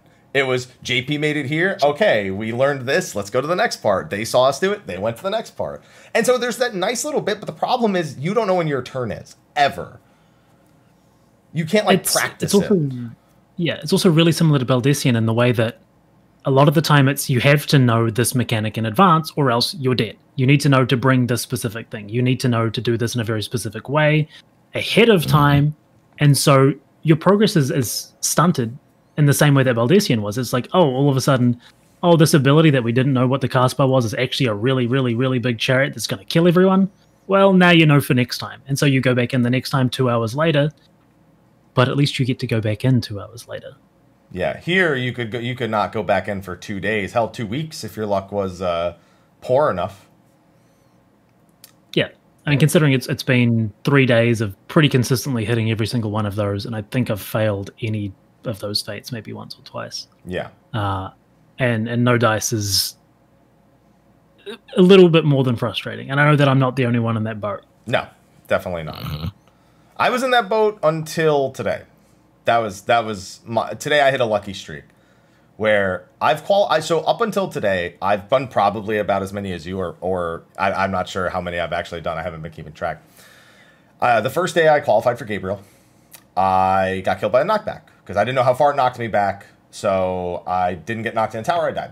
Then my re-raise procced, but I had been knocked just far enough into a lightning AoE and I died to that. The little ones you place on the ground. Yeah. So my re-raise got up and I died to the dot that it gives you afterwards. That was my first attempt. On the second day, I got into Lion. And because nobody can dodge anything in the red chocobo. It's the best one to try to win because so many people get hit on red chocobo. It's the only one I really cared about doing first because I felt like it was my best chance of participating in the content. And that would be my advice to you. If you don't think the world can handle red chocobo, try to solo Lion first. Because you got a pretty good chance. Even when I didn't ask people to sarcastically take a hit, I was almost always like 50-50 or like 1 in 3 people who had like had a chance of getting in. I got to, I think like 82% or something and died. I had not been in since. I got in twice today after finally watching everyone's like bionic progress of making it to this percentage and this percentage, this percent. And I won. And then 25 people qualified for Gabriel, and somehow someone decided it was time, and I actually got selected. 4%. I couldn't. 4%. I was busy talking match. I was like, guys, I mean, who wants to take bets that whoever gets it just dies to extreme caution? Who wants to take that bet? I pop up. I'm like, don't take that bet. Don't take that bet. Okay, that bet's not good anymore. Don't take it. And man, there's a little bit of satisfaction in going there and watching the person who stole your jewel die in a horrible way. Yeah. But yeah, there is some it's some awkward entertainment value that goes into it that is an equal frustration value at the same time. Where because here's the thing, if the person who took your spot went in, got there clear, it was exciting to watch, you knew that it wasn't like wasted on somebody who just picked it and returned. It's almost okay to maybe take that. It's good as well. And it also means because then you also get they won't compete. I know you also get the area wide medal buff. Yeah. So it's benefit for everyone, and this is a public service announcement. It's a benefit for everyone that if you don't think you can kill the fight, let someone go in who can, because he's going to give everyone in the entire zone a 50% metal up buff for 30 minutes. Yeah. It's pretty nice. Yeah. And it's, but that's not what happens most of the time. Most of the time, somebody goes in. So here's the viewer checklist for when somebody else gets into 1v1. First, you stare at the circle where they're going to appear. If they appear immediately, you are scared, because odds are they just took it immediately when it popped and they've prepared nothing. Step number 2, click on the icon where their actions are listed, the little remembrance thing that it's called. I forget what it's called. And look at the 2 actions they brought. If it doesn't say Mana Wall, Ward. Yeah, if it doesn't say Mana Wall, then just walk away, because you already know what's going to happen. Go do the next skirmish, because you don't need to wait 2 minutes for this fight to start. And then if you're doing Lion, if you don't see Dispel, walk away. If you're doing Pyromancer and you don't see a medkit active, maybe walk away. Maybe they're on a healer and they'll assume it, but probably walk away. I had something really bad happen with the Pyromancer earlier. Somebody put in Yell chat. Attention everyone, if you are uncomfortable with the encounter or are not prepared for it, please do not queue in, so other people who have the knowledge and the experience can go in and attempt to get a clear. It will provide a metal buff. That person actually qualified. They died about the same time as everyone else did. I didn't think they died, because I was like, oh yeah, they're doing it correct. And then they fell over and I'm like, did they forget to medkit? no, I guess there was an AoE I couldn't see properly that clipped them, because it looked like they dodged to the corner, the big explosion from the tornado came out, and then they were dead. Yeah. But they were in the corner. Like, they were in the corner, like, way before, so they must have been hit by us, like, the second bait or something. Server tick? Maybe they rolled themselves. That's possible. Maybe they touched the wall and I didn't see it.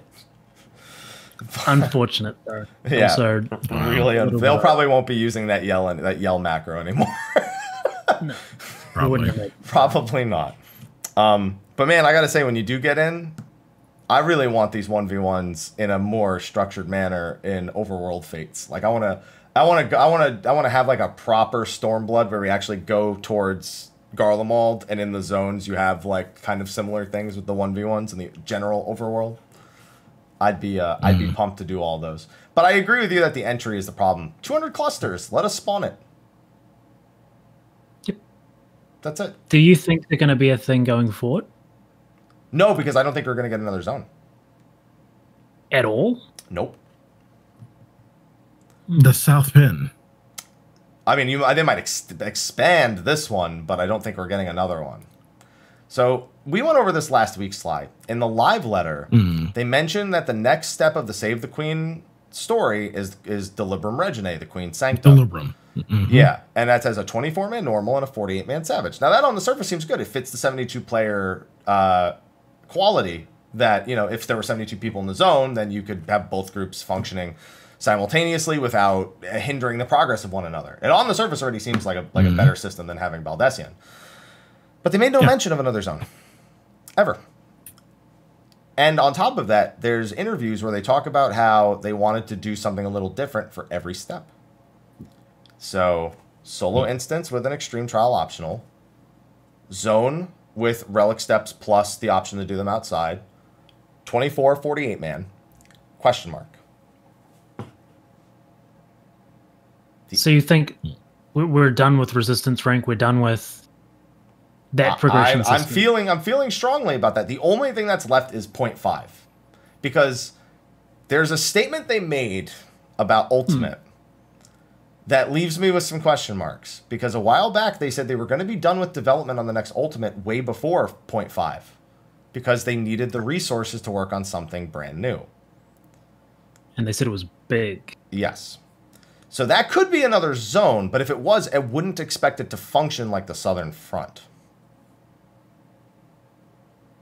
Now, it could still use resistance rank. You could need resistance rank inside the 24 and 48 man. It could have some relevance to something in there.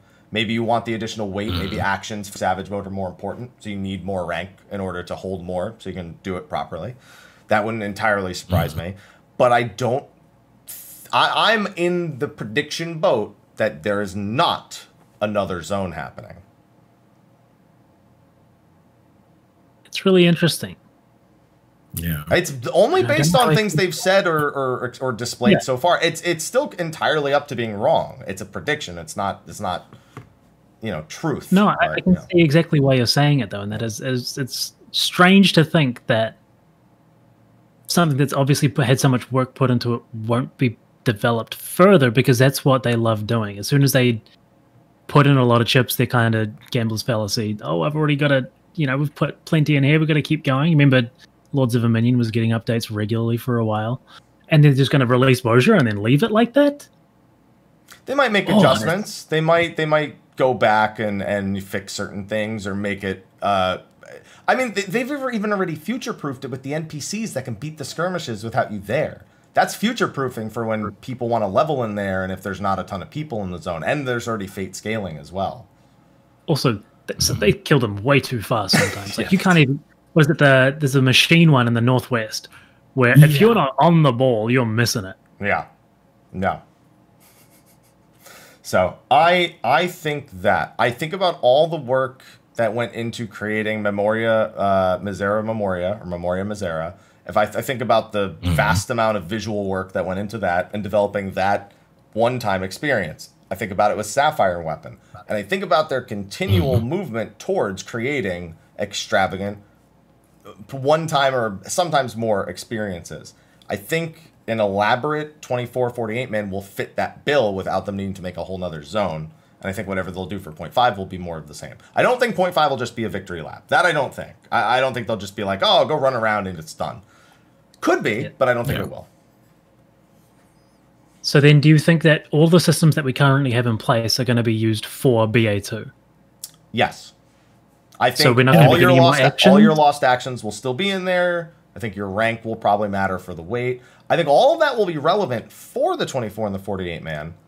But I don't think it'll push the bill to like raise it for any arbitrary reason. Because once you're past 10, it's only being raised for an arbitrary reason. So you think no more actions, no more rank? No, I think if there's anything new or different, it is going to be in addition to these systems. They've taken the systems from Eureka, they've evolved them, they've given them a breath of life, and I don't think they need to push the bill on those very much more. They could, and they very well, it's up to them at the end of the day. That's not what I'm predicting. That's all. It's just not what I'm predicting.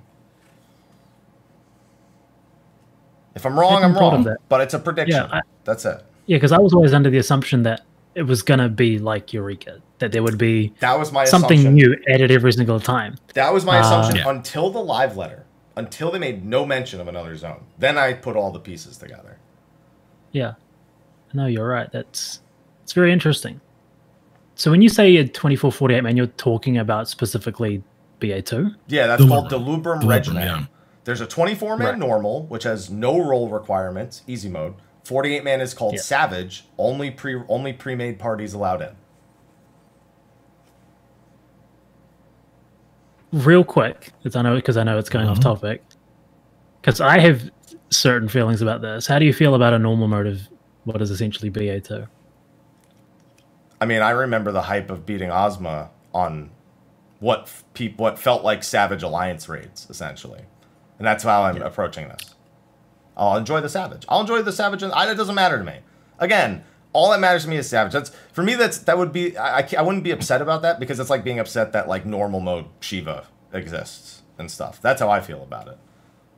But it makes me want more... It makes me want Savage mode Palace of the Dead with roll requirements. I mean, I guess technically 101 plus is Savage mode Palace of the Dead. In their eyes, probably. Sly? I think it's good.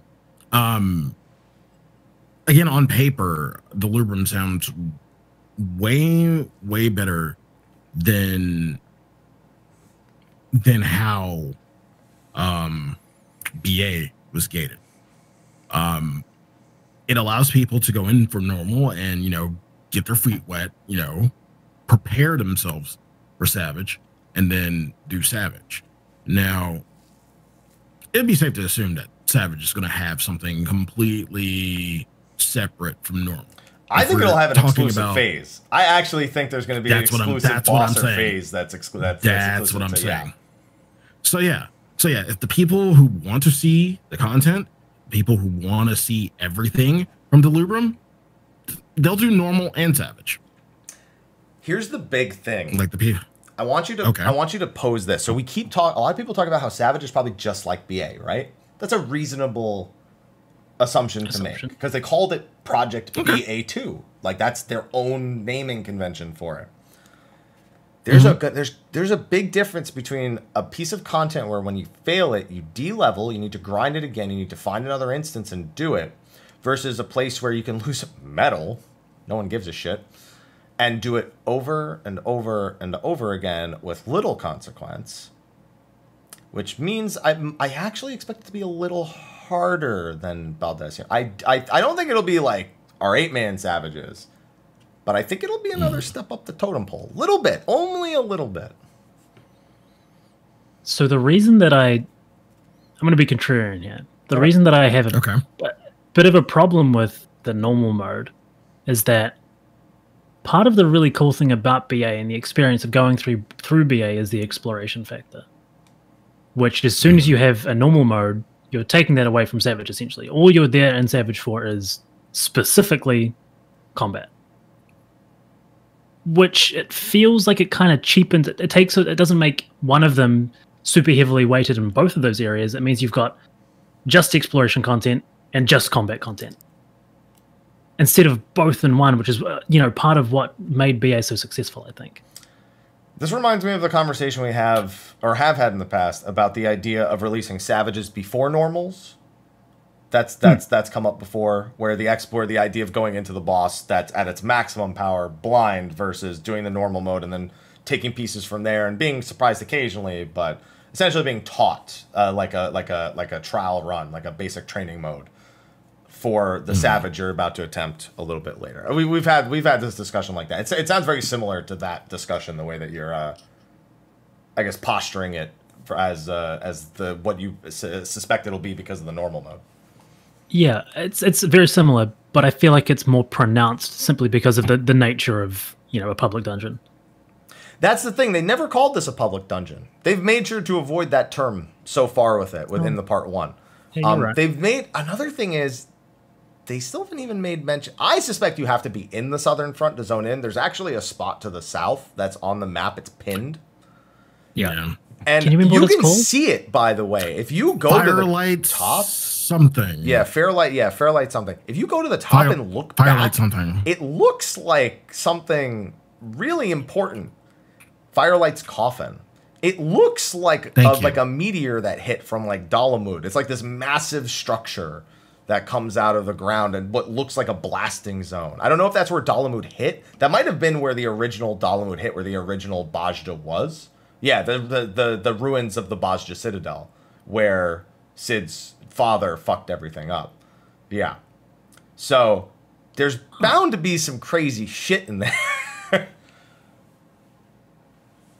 So that's one thing I'm looking. I won't be surprised if that is their 0.5 and it's almost like an indoor version of what we get for like Eureka and the BOZJA areas. But it's like it's like a structure as opposed to an open area or something like that. Because there's bound to be some shit in there. Has to be. Yeah. I mean, if it's Dalamud stuff, could be similar to Coils. Yeah. Yeah. I wouldn't mind that. Yeah. But Sfia, you were saying, Sfia, you were saying how you think normal kind of lessons or cheapens Savage in terms of exploration. Well, not so much lessons or cheapens. It's just more that it separates what BA did and how epic it felt, I guess, and puts the parts of it into separate sections completely. So you, instead of getting one thing which is great, you get two things which are good. Is kind of how I'm foreseeing it. Okay. Okay. I'm just down for another fucking raid prog in 5.4 because there's already 3 or 4 of them that we've lined up. We've got Savage, we've got Blue Mage Savage, we've got potentially Blue Cobb and Blue Woo, and then we've got Delibram Regine. It's going to be a good time to raid. Yeah. It's a good time to be in an FC with a lot of people who like to do hard stuff. That's yeah. And that was a big thing with BA. I remember when we all grouped up to do that. We all said this the first time that all these groups have played together at once. Because there's never been a reason. Yeah. Yeah. There also is very little. This is actually a tangent which you probably should go into. There's very little support in the game for it. Yeah. And if you are a part of the queuing nightmare that is getting into, even now with BOZJA and queuing nightmare that was BA, it's still a problem. To get into critical engagements. Well, no. Well, if you want to run a castrum with all your buds, you need to sit outside, sit in voice chat, and sync up your queues over voice. Yeah. Because there's no way to queue in as 24 people or anything like that. We tried just to make sure. Yeah. Yeah, no alliance queuing. That would be nice. The discords that I've been on for like two cashroom runs, they would do that, and both times they one-shot it. I don't know how. We actually had high success with it too, surprisingly. Yeah. But that doesn't seem like a making of the system. That's not like the system was like, oh, those guys are together. Clearly, no, we just got lucky. Right. I think when a lot of people try to join all at once, it probably just spawns a fresh instance and then dumped us all in there. Because most of the time we've had 6 groups all at once queuing, it's kind of worked that way. Yeah, most it takes like 2-3 tries, and you'd think in 2 or 3 tries, what are the odds it makes another instance? You know. Yeah. But it might see an instance fill and go, oh shit, I gotta make a new one. And then you leave the one that just triggered that reaction, and then you get into the next one. Yeah. So making it 2 or 3 tries. That makes sense. That actually does make sense. Okay. So we're 2 hours and 7 minutes in the show. And we haven't spoken about castrum. Okay. Let's blast this out real quick. So the ultimate critical engagement here is castrum lacus litori, which I keep calling lactose intolerant. I can't stop with there's a lot of nicknames for lacus litori, and this feels like the accessible BA equivalent in a sense. It's like it's way more like an alliance raid that's just asking you to maybe have a little. They start with a load time to actually like do it, and then you earn more time as you go. That's the only thing that really makes it stand out. But first impressions of the castrum, I suppose. We'll start with Sfia. Very cool. I think it wasn't expected as the content that it is, from me at least. It's just the right difficulty where anyone can do it. I don't think there's anything harder really than like an end dungeon boss in there. While also being really immersive and like doubling down on the whole exploration, side of things, which is what BOZJA is supposed to be. Right. Ticks all the boxes for me. Okay. Sly?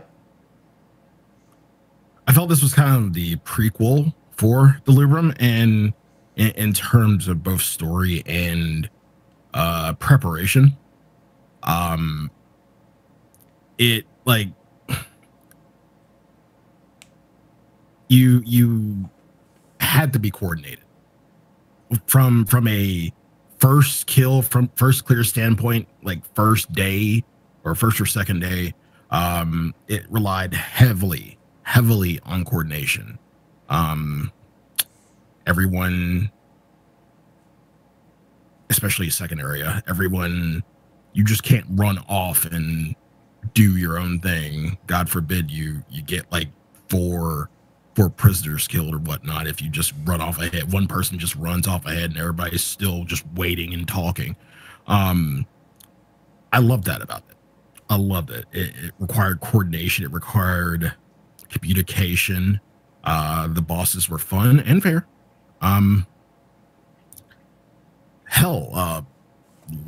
If you did this before you've even taken a stab at Lion 1v1, you have knowledge. Congratulations.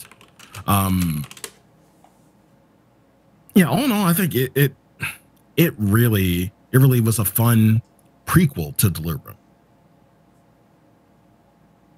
Well, I mean, I don't think Deliverance even going to remotely feel like this. Oh no! Like that's why I said it's a prequel. Well, yeah, but I don't know that I even feel that I would like think of it as. It feels like an alliance raid that was thrown into this, and I think people are giving it with knowledge more respect than it deserves. With knowledge, yes. With knowledge, yes. I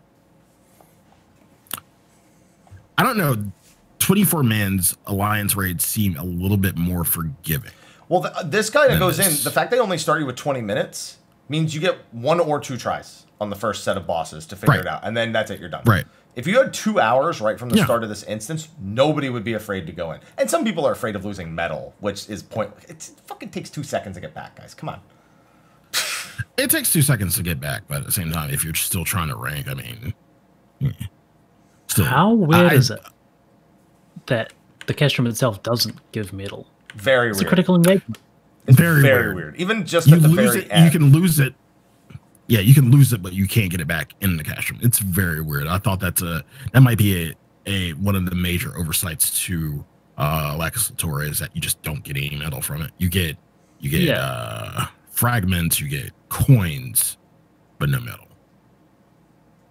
Yeah, it's weird. It definitely feels like an oversight. Yeah, it does. It doesn't make that much of a difference. Again, getting metal back, a lot of people overvalue the metal they've collected. It's so easy to get metal. I fucking lost 20,000 in a run. I did 1 critical engagement, I got 15,000 back. I was like, I don't care. Right.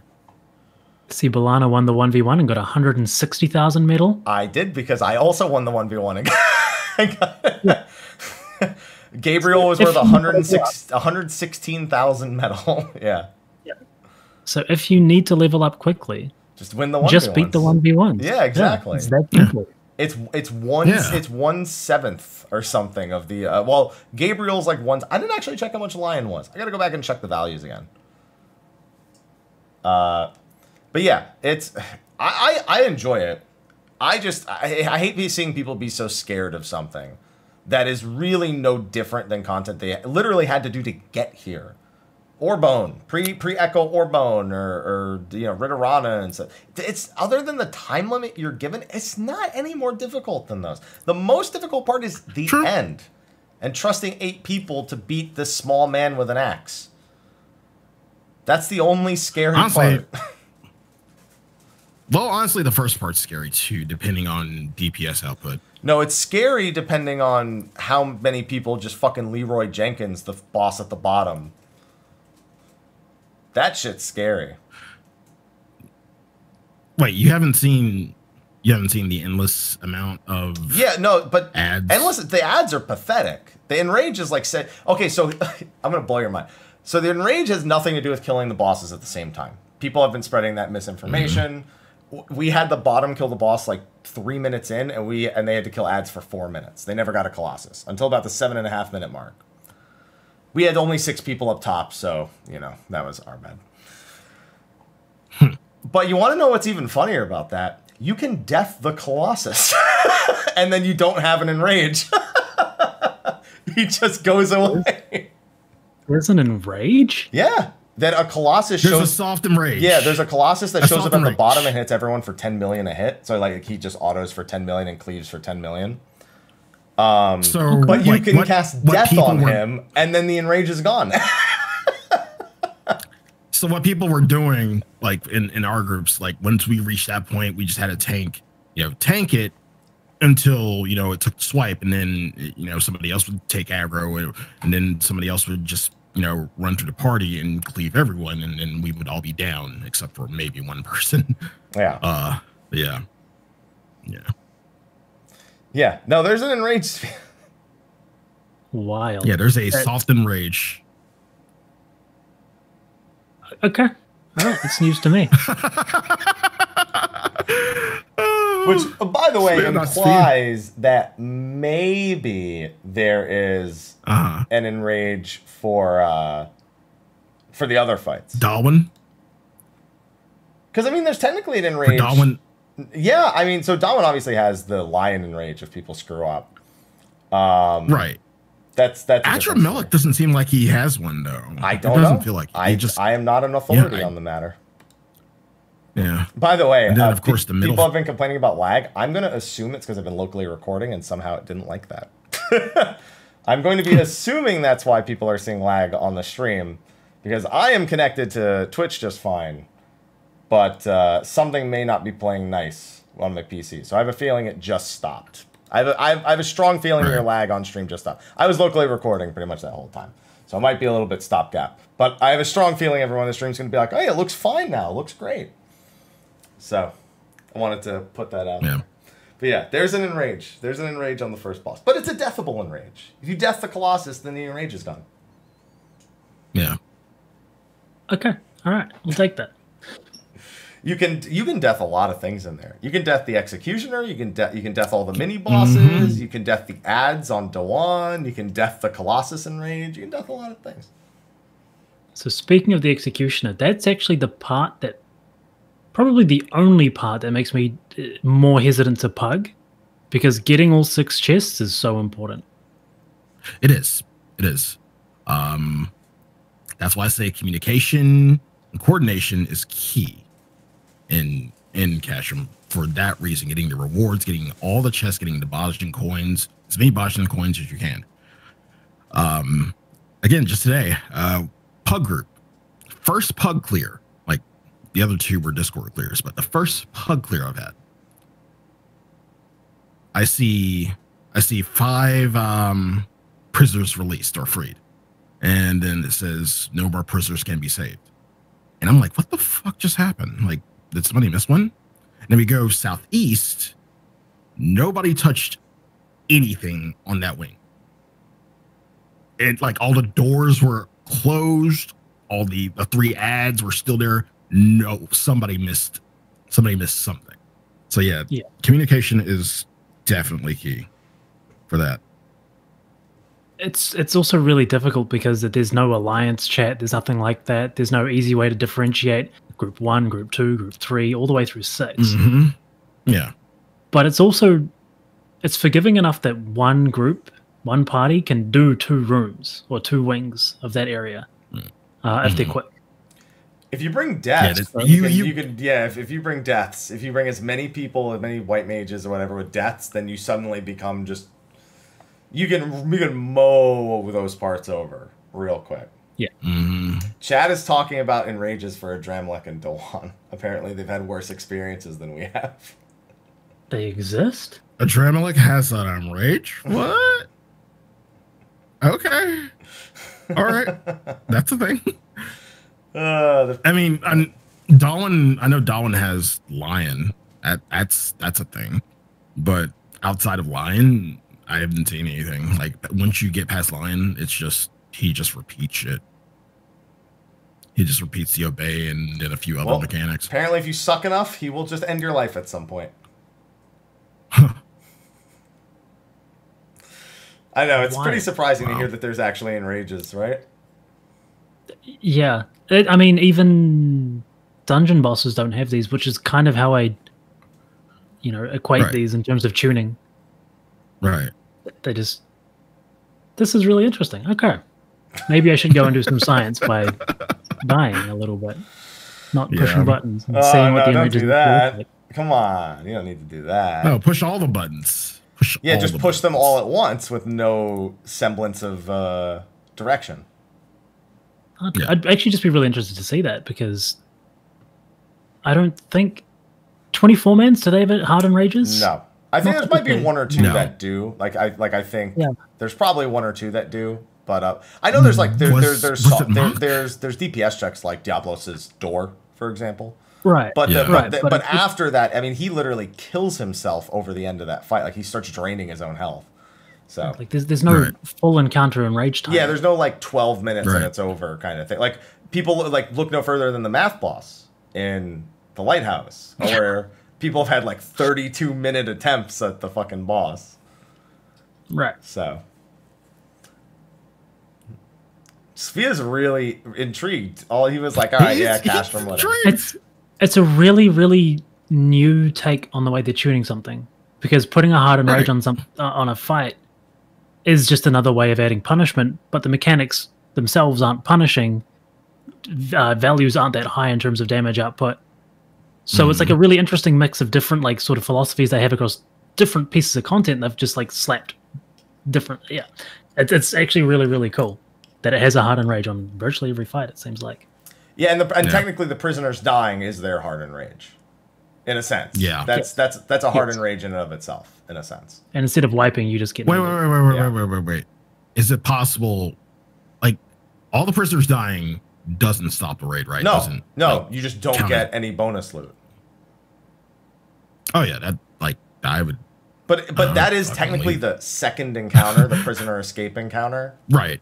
So that's the enrage of the second encounter, in a sense. Yeah, I would just bounce from that point.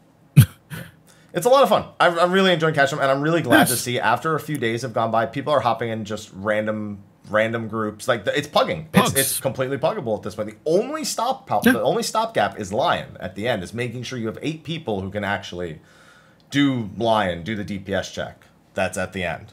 Because if they can't, you lose. It's over. That's it. So I'm glad to see that it's accessible. It's rewarding enough. The coin rewards that you need to actually finish the 495 set isn't too bad. No. Good luck getting runner secrets though. Yeah, you better hope for runner secrets to drop. So there's augment materials that don't change the item level. They just give them haste inside of BOZJA. So it's +1 haste for the head, hands, and boots, and it is +2 haste for the body and the legs. Those you can acquire in one of 2 ways. They can drop from the boss chests from a Dramlik, Bryanak, or Dewan, or you can buy them with coins. Now it takes 91 coins to buy a set of armor for a job, something like that, like 90-something coins. It's 500 coins per augment for head, hands, or boots, and it's 999 coins for body or legs. So you better hope those drop. Just for reference, you get about 30 coins. 26 coins is the max. If you free every prisoner, it's 26 coins. Yeah. And that number does not go up.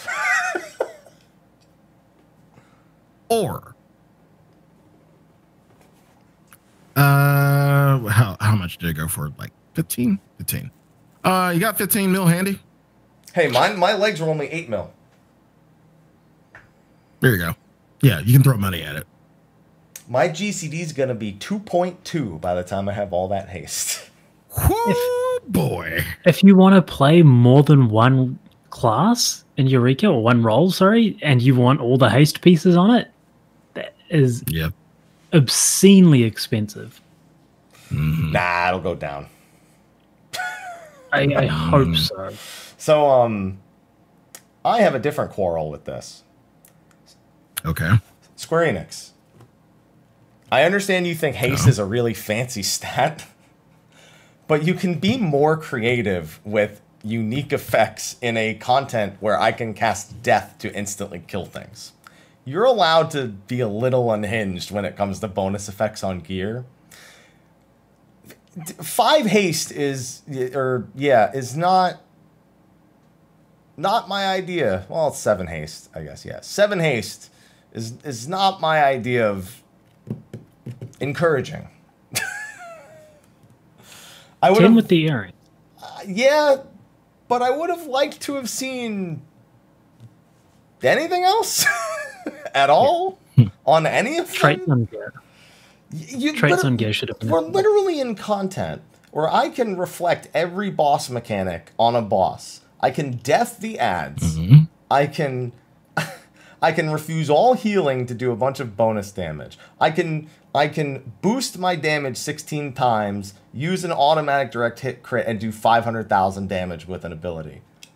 And all you could come up with on this gear was haste. Yeah. I mean, they were a little more creative in Eureka with the elemental level, the elemental attribute, which was essentially just main stat. Yeah. But it felt a little bit more engaging, like there was actual gear progression there, as opposed to right now we have just haste. And most jobs don't even want it. It just fucks their burst windows. They don't want it. Well, too bad. I've heard some people say something interesting, though, and I'm going to put it to the test tonight, that the Recollection weapon, its full stats are active inside of BOZJA, not the 430 stats. I'm going to put that to the test later, because I don't think it's true. But it sounds like complete bullshit, but I've heard it from more than one person at this point, so I need to prove it's wrong or be proven wrong. There's striking dummies in town. Yeah. So it's a very quick test. Well, it's not even that. I'll just look at my stats. I'll throw on anything else that would be synced to 430, and then I'll throw that on. True. Yeah. True. Yeah. And then you have the earring, which doesn't even work. Wait, it doesn't work? So the haste does. Apparently not. But everything else about it was broken. So it's not 30% bonus EXP. It's 10% bonus EXP, but it says 30% bonus EXP. And until they patched it, all of the scaling stats didn't work. So that's what the hotfix was for. Yeah. The earrings were just, they were bugged beyond all belief. Okay. Cool. It was pretty funny. But yeah, we kind of had to speed through the castrum there. We didn't really get too much into the individual bosses, but they're like dungeon difficult. Don't be afraid. If somebody starts shouting for castrum and you're like, I kind of want to do it, then do it. You shouldn't be afraid of it. There's no reason to be afraid of it. But we all agree that... Again, if you're... Go ahead. I was just going to say, we all agree that Adremelech, best boss? Yes. 100%. Sure, I guess. Really? Okay. Dude, fire plus literally anything else I have PTSD. I farmed 99 SOS extremes. I see fire and any other mechanic combined, and I just want to die inside. Because everyone's going to die outside. They've all been put through the gauntlet. That is Cidus Savior. Or Cidus Sacrifice. Yeah, after doing 99 of all the Shadowbringers primals thus far, I've got certain perspectives on certain mechanics that I didn't have before.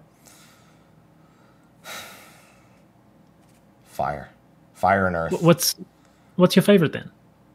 Well, I guess I'm more excited about the critical engagements outside than I am about the bosses inside. I mean specifically inside. Yeah, but that's the problem. None of them are excite me inside. Dramlek is a fucking laugh.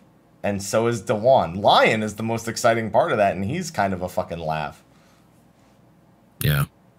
I mean, it's once you understand everything, it's pretty simple. If you don't kill Bryanak fast, that fight gets really bad for lesser skilled players very quickly.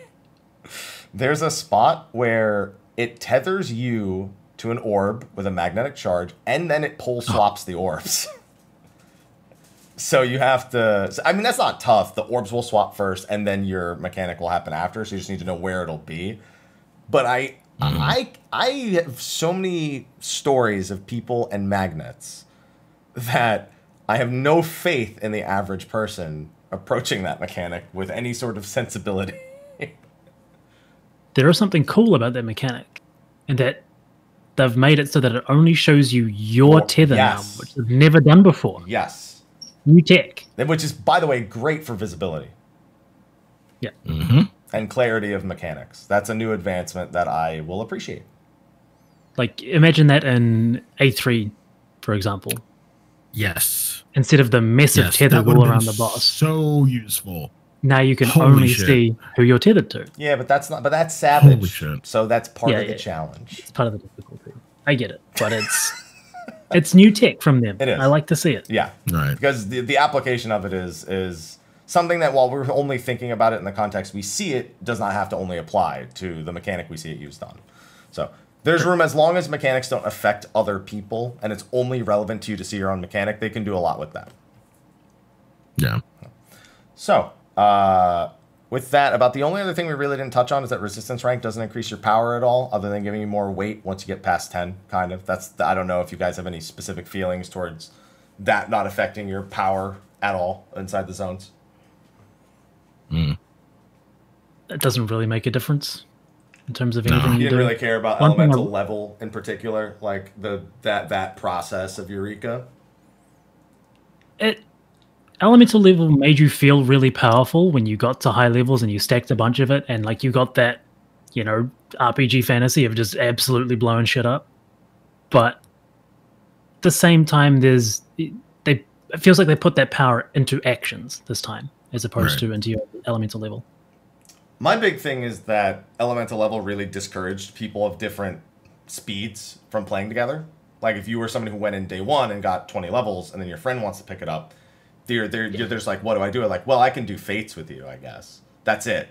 Like, and by the way, you really only want to do these low level ones, or you want to chain mobs or something.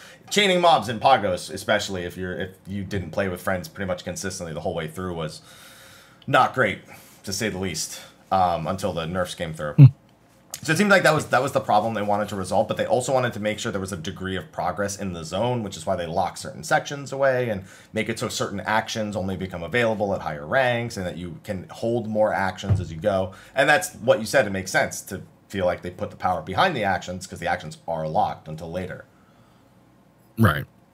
So just don't do what we did with resistance rank and pool it instead of upgrading your resistance rank, because every time you upgrade it, your metal gain increases by like 40-ish%. Yeah, I think it caps per zone. Like I think after rank 5, the tier 1 normal skirmishes stop scaling up, but the critical engagements keep scaling the whole time. So yeah, so we stayed on like 3 levels at one point. So we were we didn't realize that we were absolutely hamstringing ourselves there. Level up your resistance rank as soon as you get it. Soon as possible, please. Yeah. All right. Well, I'm sure they're gonna miss. What happened? No, I was saying, I kind of miss the ability to kind of fuck about anywhere, even though you had no business being there because you knew shit was probably gonna one-shot you. I mean, that's still kind of present in terms of star enemies. I walked past a tiger. He crit me for 70k and then clawed me in the face, and I was dead. The zone definitely doesn't feel as dangerous, does it? No, it doesn't. It doesn't feel dangerous. That feels deliberate. You have to go to very specific places to feel that threat. Yeah, you have to hit. You have to once you start hitting the 5 enemies. Yeah, they can, like the riders in the 3rd area, or I forget what they were in the 2nd area or 1st. But yeah, the riders in the 3rd area and like all on the east side. Yeah, that area just hurts. It's doable. I mean, hell, if your party's there, fuck, go for it. But yeah, it's like I still don't feel in fear of my life like I did in Eureka, whereas you took a wrong turn and you were just fucked. Good luck getting someone to heal you. What about the aesthetic of the zone? Some people are not a fan of the World War I style trench aesthetic, very gray, very green, sort of in a sense. I'm colorblind, so I don't give a shit. But what do you expect? It's fucking war. They expect. Is it supposed to look? The only problem I have with it is that it doesn't lend itself towards much diversity in terms of what you can fight in there. Like, you're limited to a few plant things, a lot of Magitech, a few undead, and then Red Joker. That's kind of it. Red Joker Bros. Yeah. Right? Like, that's it. They can't really add too much in there without it just looking really out of place. That's my biggest gripe with the style, I guess. Well, spoiler for everyone. Once we get to Garlemald, and when we do get to Garlemald, you're not going to have a lot of diversity there either. So sorry. That's why we're not going to go there. Don't worry. Forspoken. We're not going there. I'm calling it already. We're not going to fucking Garlemald again. We could. Could be Garlemald and Chalet. We'll go there for 5 seconds, and then we're going to leave. And then come back, like, at the end of, like, 6.1. If you really want some aesthetic, yeah, go look at Firelight's coffin, and just remember that Dalamud once destroyed a bunch of Garleans there. It'll be good. Yeah. That's it. Yeah. That'll help.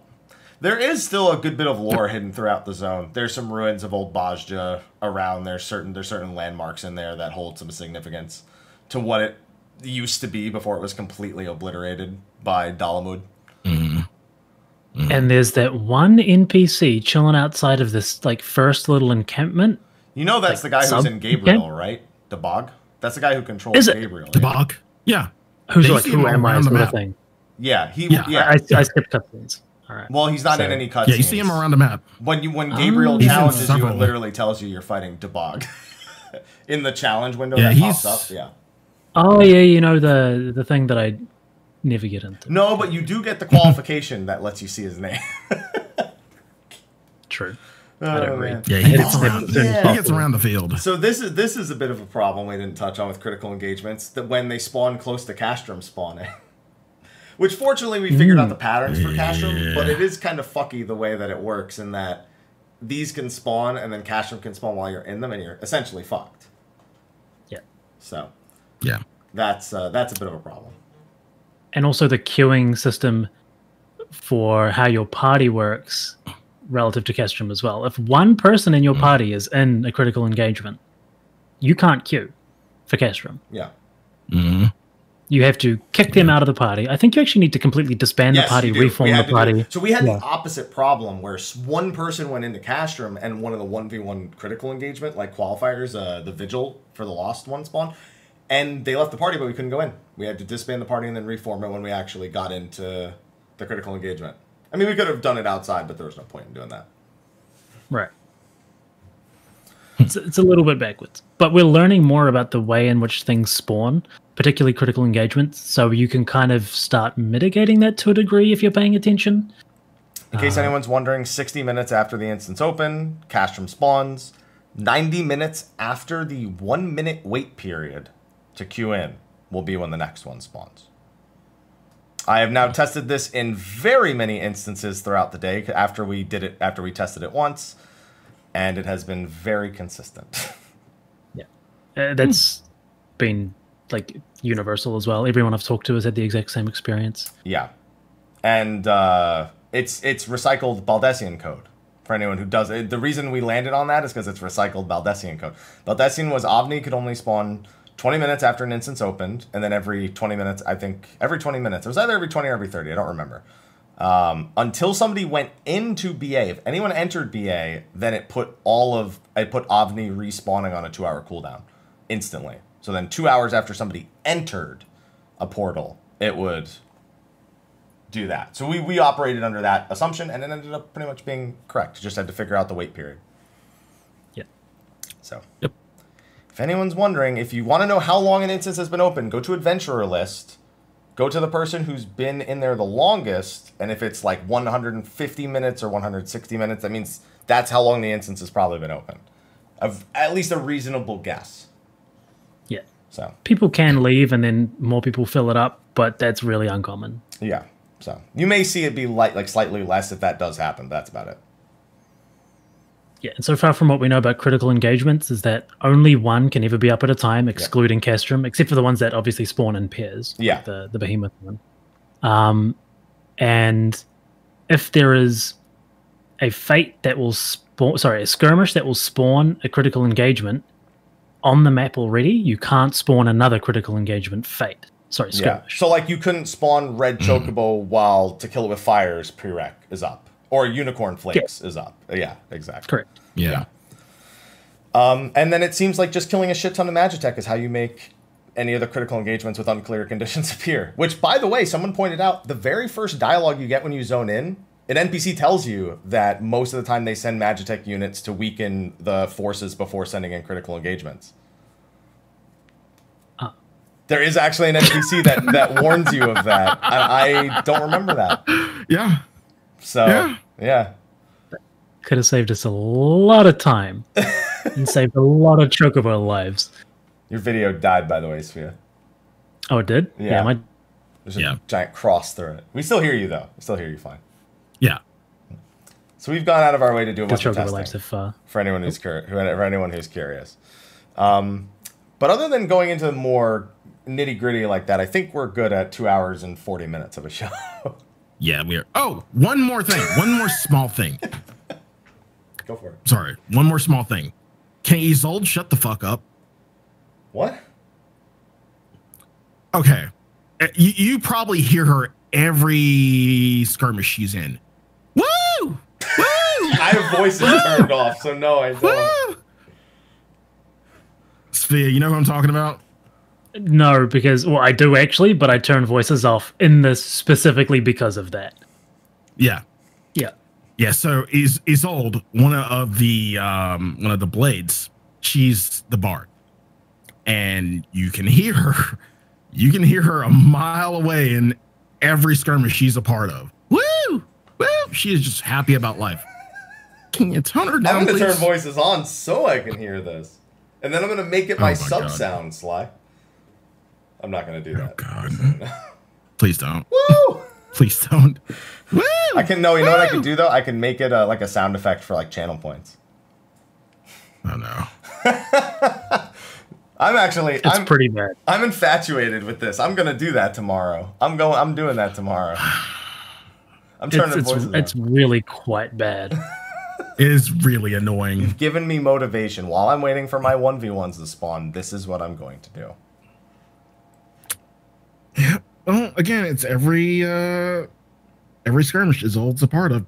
Pretty much most of the ones in the north, and some of the ones in the second area. Oh, I know which one she's in. As soon as you said Bard, I know exactly which one she's in.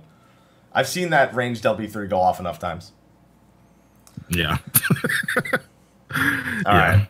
But that's my only thing. Okay. Well, with that, I think we can wrap up the show. Before we do our sign-offs, though, again, quick shout-out to the sponsors. Steel Series, again, we mentioned them at the start of the show, but we also mentioned our patrons, whose names have been scrolling in the top right corner of the screen. A lot of people have actually been still supporting even through these hard times. And those who couldn't support, we left their names up there. With the way this year has been going, they still supported the stream, and we've still been keeping them on that list. And for the foreseeable future at this point we will, because we are grateful to everyone who's on that list. Our Patrons of Darkness, Khuja Cross on Jenova and Kurenai Oni, also on that list, but OBS has been really messy, as a lot of you have seen with the show today, with everything that's happened. So we've been avoiding swapping to the scene with their bonus images, but we're still grateful to them, so thank you to them, and thank you to all of our sponsors over on Patreon for supporting State of the Realm. We appreciate you guys. And with that, Sfia, thank you for taking quite a few hours out of your day away from not getting 1v1s. To join us. Think of all the 1v1s you could have not gotten into in the last. Exactly. I could either not get 1v1s or I could come here and complain about not getting 1v1s. Either way, I'm getting the same thing. So absolutely nothing. One's a little more cathartic, though. Exactly. Yeah. So I think this was good for me. Yeah, this was a win. Now you're revitalized. You've gotten it out. You can go back and you'll be ready. And you're ready to go. I'm going to bed. I was up almost all night trying to get 1v1s. All right, just do your Genshin dailies and then go to bed. All right. I stopped playing, man. I can't. Can't do it.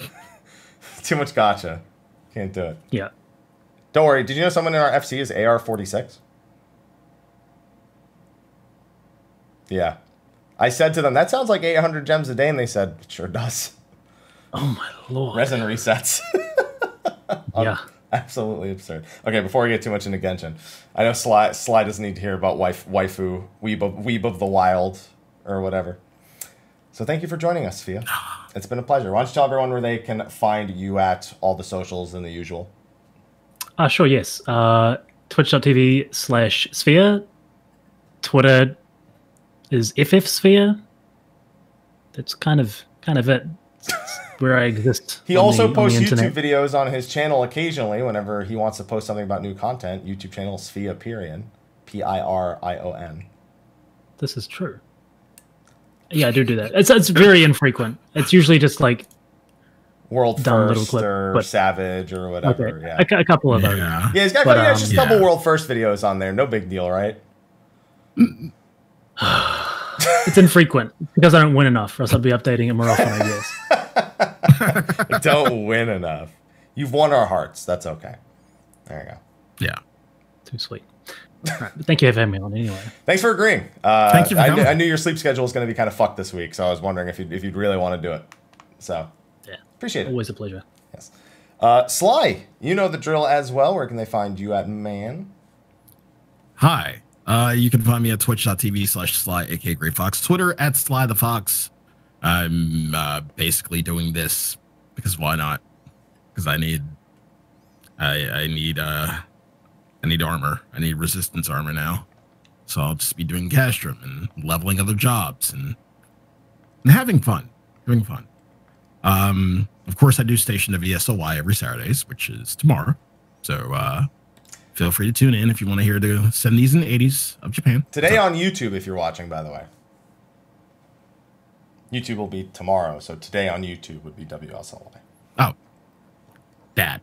Yeah. Yeah. Time is stupid. Yeah. Yeah. Yeah. Station WSLY every Saturday night around 8 p.m. Eastern Standard Time. If you want to come in and listen and just chill, you know, I got you. Haps. If they were living under a rock, where could they find you? Well, I feel like I say Twitch every time, and it's really pointless, given the location this is taking place.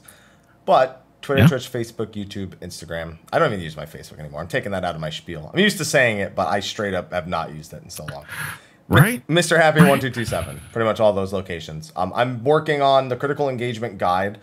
You know, it's funny. I wasn't going to have 1v1 guides done anytime soon, and now I can do 2 of them. I'm practically tempted to look at Bozjan and be like, listen, can I just borrow this real quick? Because I don't know when I'm going to get it. I'm going to try tomorrow to get into that one. And if I can get into that one, then I'll do that video tomorrow as well. But I'm going to do all the critical engagements, all the 1v1s, a quick overview of the other factors, the leveling, the earrings, some of the other things that are in there. But we're going to have a bunch of videos on that in the coming days. Yep. So it's going to be busy on YouTube. And we're only about 2 months away from the next patch, too. So we should have a lot of stuff coming down the pipeline. Tuesday is going to be the BOZJA lore episode. We're just going to be going over all of the different lore tidbits, the logs, the story, all that. Eth's going to be joining us for that. We're finally going to be doing the 5.3 Air Zivia or Navrant Zivia, whatever you want to call it at this point. That's going to be the following week. We don't know which day and what time yet. It'll either be Tuesday or Friday at noon. And then we can probably slide it back to the other shows we were working on when we were before all of the patch, like everything started happening. So we've got a lot of stuff coming down the pipeline. But with that, everyone, thank you for joining us. We're going to go to a very short post show, no more than 2 or 3 minutes at most, because Sfia needs to get some sleep. I need to get some water. And we are 47 minutes over time. And it's been a fun one.